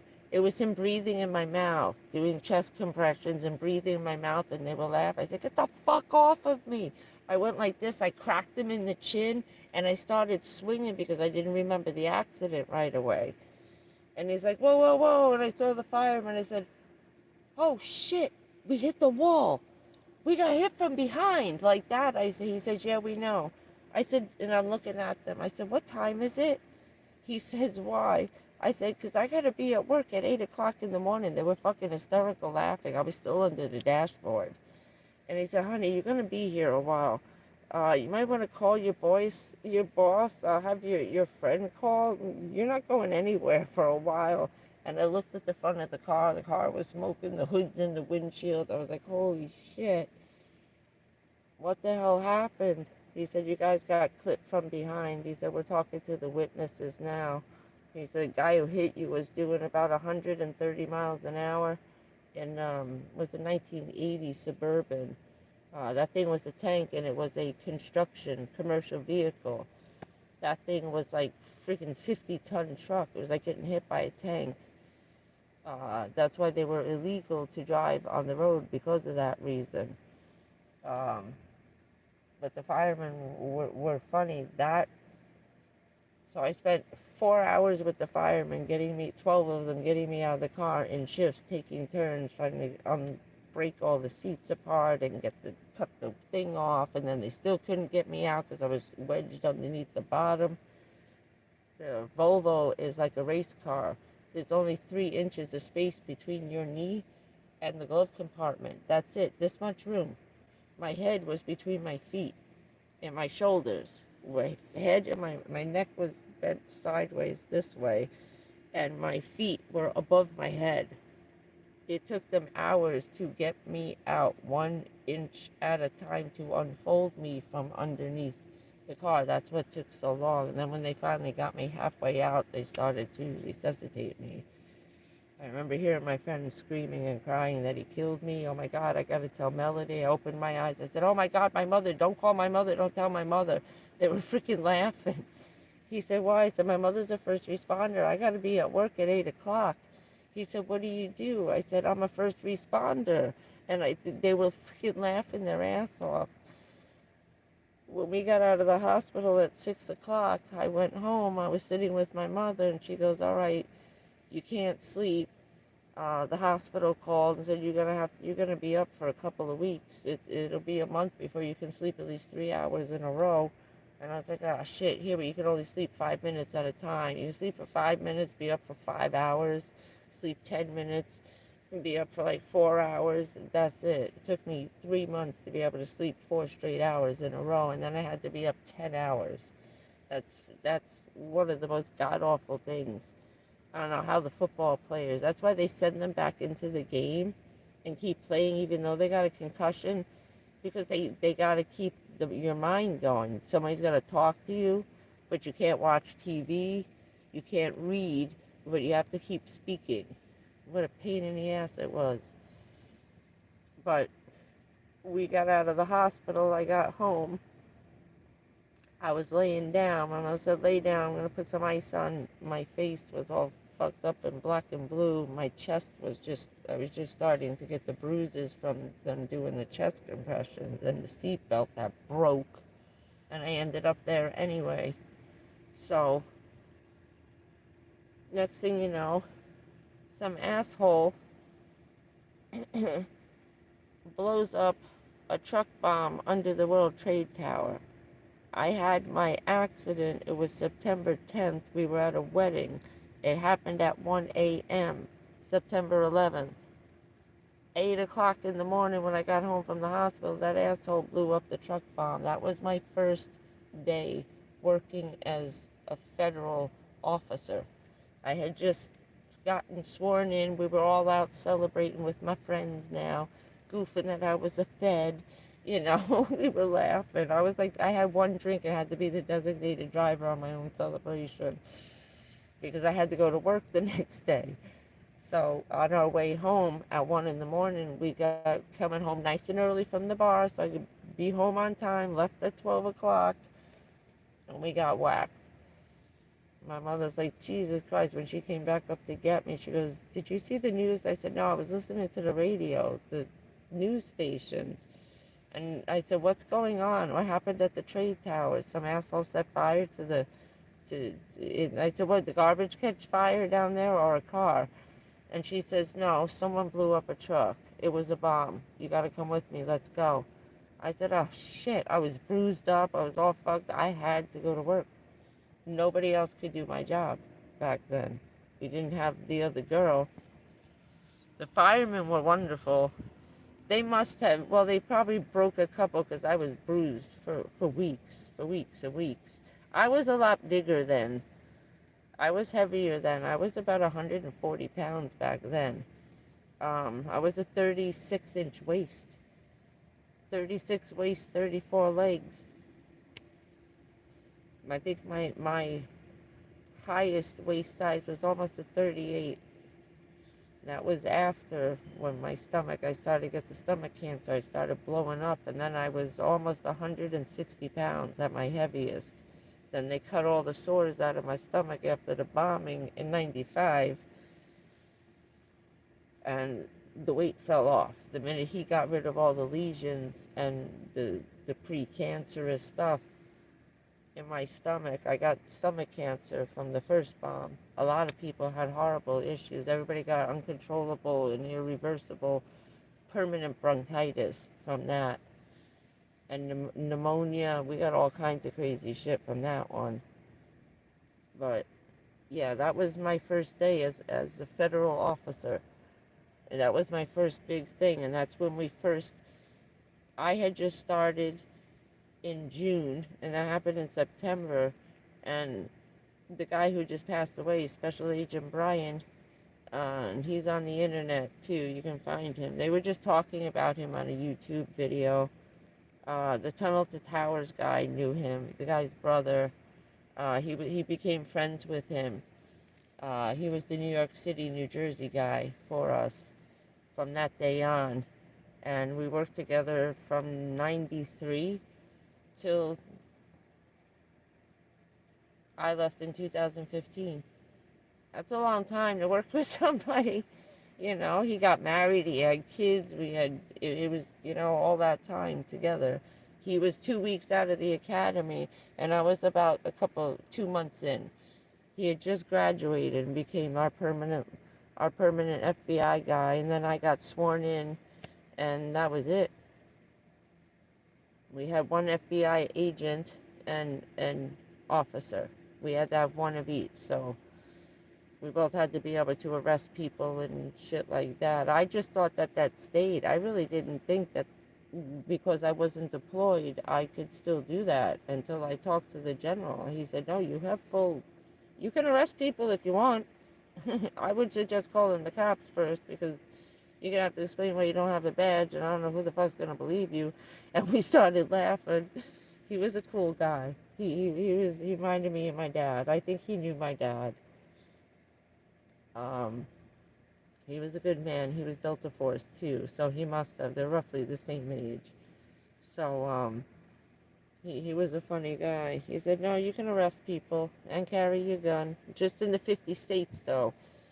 He said, only an agent can leave the country and arrest people. You don't have international powers. He said, yours is contained to the continuous United States. That's it, just the mainland. He said, Alaska and Hawaii. I was like, okay. I said, what about Puerto Rico? He says, no, we don't consider them a state still. They're still a province. They're their own country. So you can't arrest Puerto Ricans unless they're a citizen. He was an asshole, but he was funny. I was like, okay, thank you. Goodbye. Yeah, I know, right? I swear, I'm like my father. It's like nothing can. We come from good genes. My grandmother's sister died on her 106th birthday. My grandmother was 99 when she died on her 99th birthday. Her sister died the year before her. She was 106. My grandma was the middle, and her younger sister was 97. She was a year or two younger than my grandmother. She just died about a year ago. So she made it over 100. She was 98 when my grandma died. I was like, I don't want to live that long. It's like, God, please, no. Oh, I fucking hate September 11th. I hate it. That was supposed to be, and what's funny is that it's like I got cursed with that day. I was getting married on September 12th with my first wedding, and I called it off. It's like I've been cursed with that September 11th since then. But it was a good thing because he was a jerk. He was a bad guy in disguise as a good guy. But yeah. That was my first introduction. That was my first big thing after getting sworn in. It's like we had a bunch of blizzards and stuff like that, but it was the first time I actually got to be the police officer person and shut down the streets and yell at the cops and tell them what to do because we're above the police because we're federal cops, feds. He said, you're a fed. I said, like when somebody says, yo, the feds are coming. He said, that's what you are. You're a federal police officer. You're a law enforcement officer. He says, I know the title's like this goddamn big, but you got to get everything in there. I was like, damn. I said, who do we work with? He says, everybody. He said, the White House is your boss. Do you understand that? It's the White House, us, police, Port Authority comes under cops. Under municipal police have authority over Port Authority cops. Port Authority cops are MTA officers with a gun and a badge. They're like MTA workers. They know everything to do about the subways and all that stuff, and they're like the park police, kind of. I hate to say that sometimes, but they don't do nothing. They chase people when they drive through the tunnel. Give guys tickets, when they drive the hazmats through, or, somebody breaks down in the tunnel. But they're there in case of an emergency. And that's basically kind of what they do. They patrol, they bring the money back and forth, say, from the toll booths and stuff. My friend is a Port Authority. She joined up right after high school. Like half the town worked in that building. That's why they sent me to them. I was like working with them.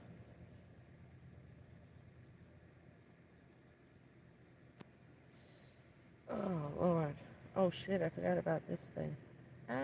Yeah. We're almost time. I just looked at the time, 3:14, and oh shit. All right, we're about to blow out again. So this was a good one. We're still at 92%, 3 hours. And I still got 4 bars. So these things are wacky.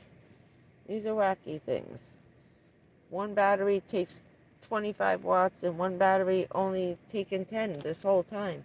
That's it. So I'll be doing science experiments tomorrow and the rest of the week. Deflating the pool. Deflate gate, right? Oh, and what kind of bad karma did Aaron Rodgers get? Oh, I was secretly laughing. I'm sorry. He's been such... I don't know what's wrong with him. He's had enough. And he's just tired of everybody talking shit, and he's been snapping and saying some really nasty shit, and then he just up and leaves Green Bay to go to the Jets. It's like, dude, how fucking sad are you that you're with the Jets? We haven't won since, what was that, 2003? And the Giants last time was, what, 2008? I was like, oh boy, why would you jump off where you were? Off one of the biggest, how many Super Bowls has he just gotten through? And he jumps and leaves to come to New York to be with the Jets? I don't know how much the money the Jets paid for him, but he's gone for the season. I couldn't believe I watched that replay. That was awful. Yeah, I heard about that. I was like, damn, where? I thought they meant like over here because we got a Manatee Park thing. And they're like, no, it was in the Gulf. Oh man, it's a friggin' mess out there. I was like, oh shit.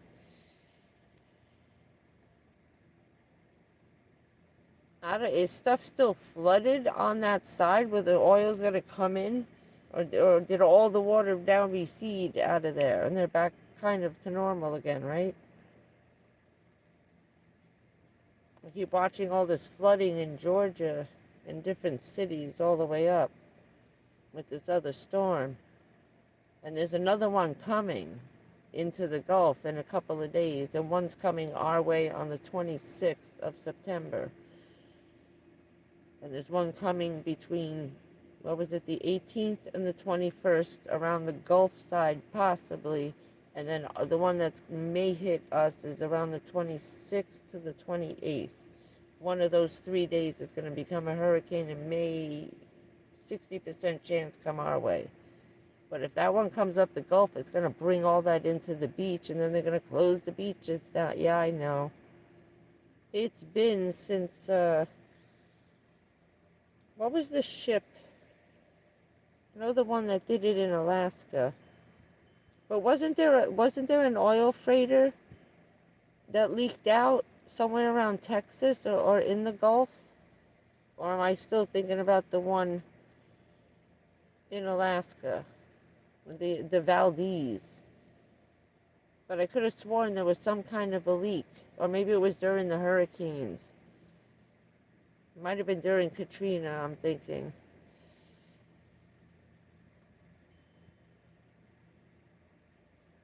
I know I was hearing about them shutting the beaches, and then part of Texas beaches were poisonous. You couldn't even stand on the sand. I was like, what the hell happened over there?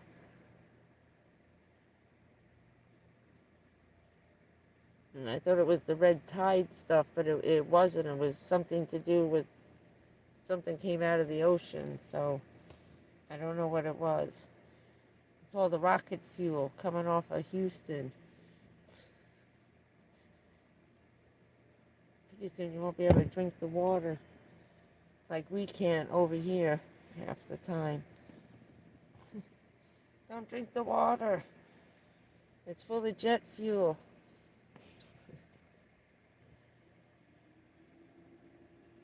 Yeah, that's the one I heard. I heard it on the radio, and then I fell asleep waiting for it to come back on, and they keep talking about it, but not what happened. It's like, oh, what a shame in Texas, can't even swim in the beaches. Like, what happened? I keep missing what happened. But, we can try next summer. Maybe for Christmas they'll get cleaned up. Oh, I give up. What a mess. So, So that's it. So what I'll do is I'll put up a post when I get out there Wednesday afternoon. I'll let you know when I'm back in the parking lot again. At this point, I'm almost glad to be out of here. Then I was sitting here the other night thinking this is why I didn't come back. This is why I couldn't wait to get the fuck out of here the last time and have to come back. I forgot. And then she even said today, rolling her eyes like, damn. I said, he don't care anymore. She goes, no, he never comes around anymore. I said, I think he gave up in July and just said, the hell with it.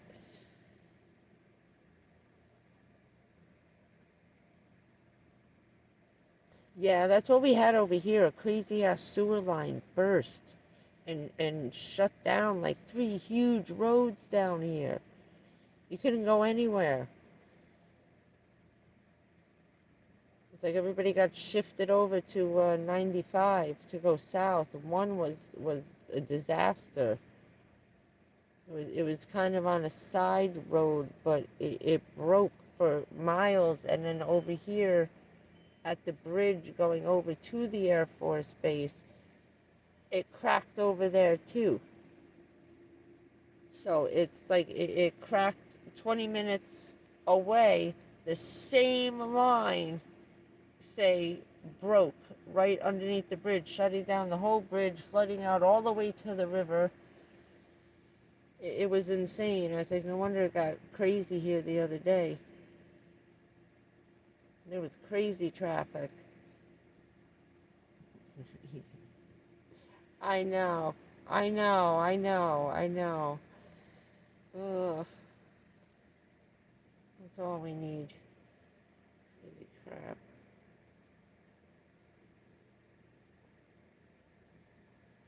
That's how I felt when I went to Key West. You can't swim in the water. So many jellyfish and crazy shit in the water. You can't even jump in the water. $3,000 for 14 days. I wanted to freaking kill myself. I saved for a year and a half to get there and find out I couldn't swim in the water. I'm stuck swimming in a swimming pool. We got jumped in and got attacked by fish, just sucking all over, like hundreds of them.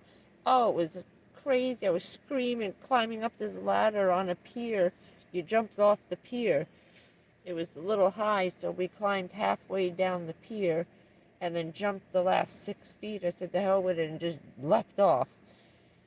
I went feet first, holding my nose.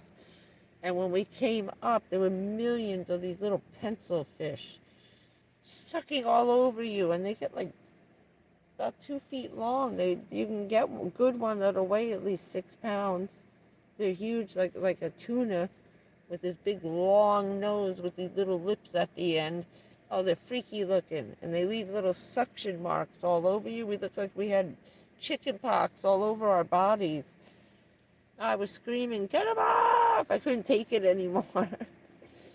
It was funny for a few minutes, and then there's more and more and more and more, and all of us are covered in these little tiny fish.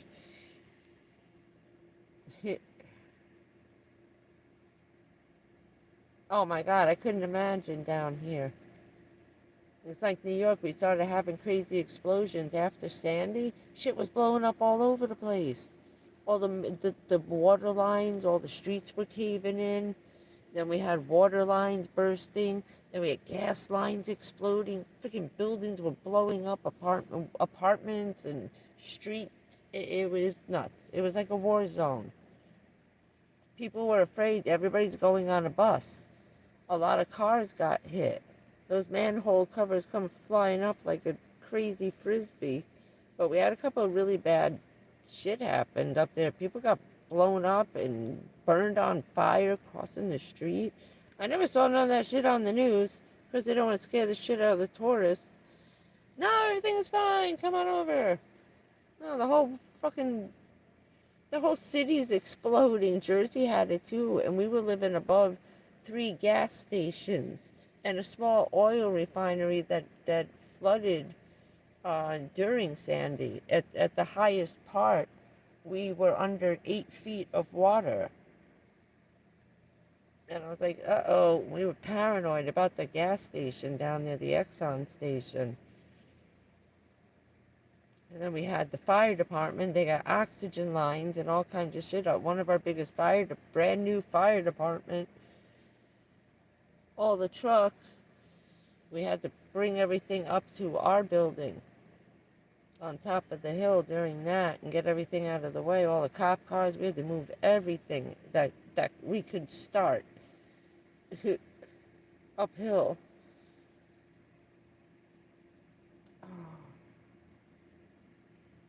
That's what I always worry about. I didn't know if they really had a lot of... I'm surprised they have... Oh, shit.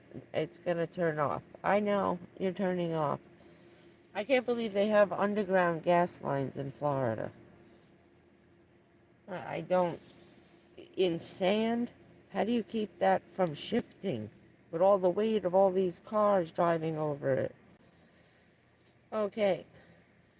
We talked about enough gas tonight, right? Okay, this is turning off. I'll do something on Wednesday night. And I'll let you guys know that where I am. Not anymore. Paradise is falling apart. It's too old now. Yeah, that's some shit, right? When that stuff blows up. I was next to a gas refinery, like Hess, all right, where they bring the oil off the boats and put it in. They do the refinery down South Jersey. If you look that up, back in the early 70s, that shit blew up. We were only 10 miles away. And after the flooding and the shit exploding, my mother's like, we're out of here. And then they transferred my father's unit back upstate New York. Yeah, here we go. Oh, okay, I'm going to shut off. I'm getting the warning. I'll talk to you guys again on Wednesday.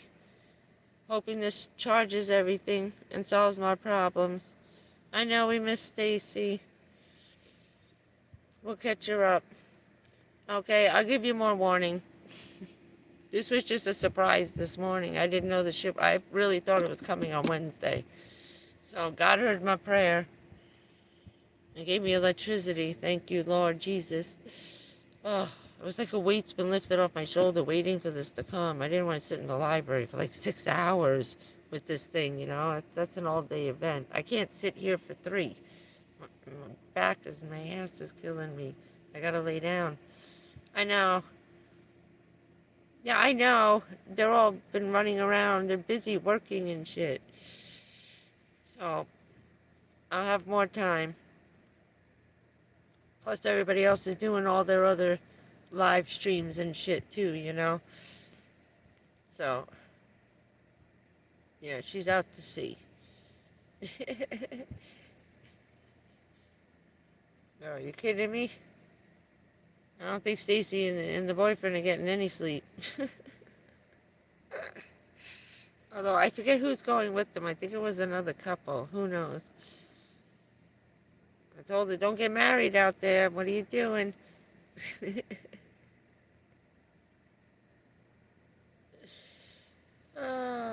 Oh, yeah. They're having a good time. She needs it. She needs it. Got a lot going on. So, alright, guys. I'll talk to you again on Wednesday. I'll put a little bit of things out. I want to try making those videos. See how they come out. Tomorrow is Science Experiment Day. I'll see you on Wednesday. Bye, everybody.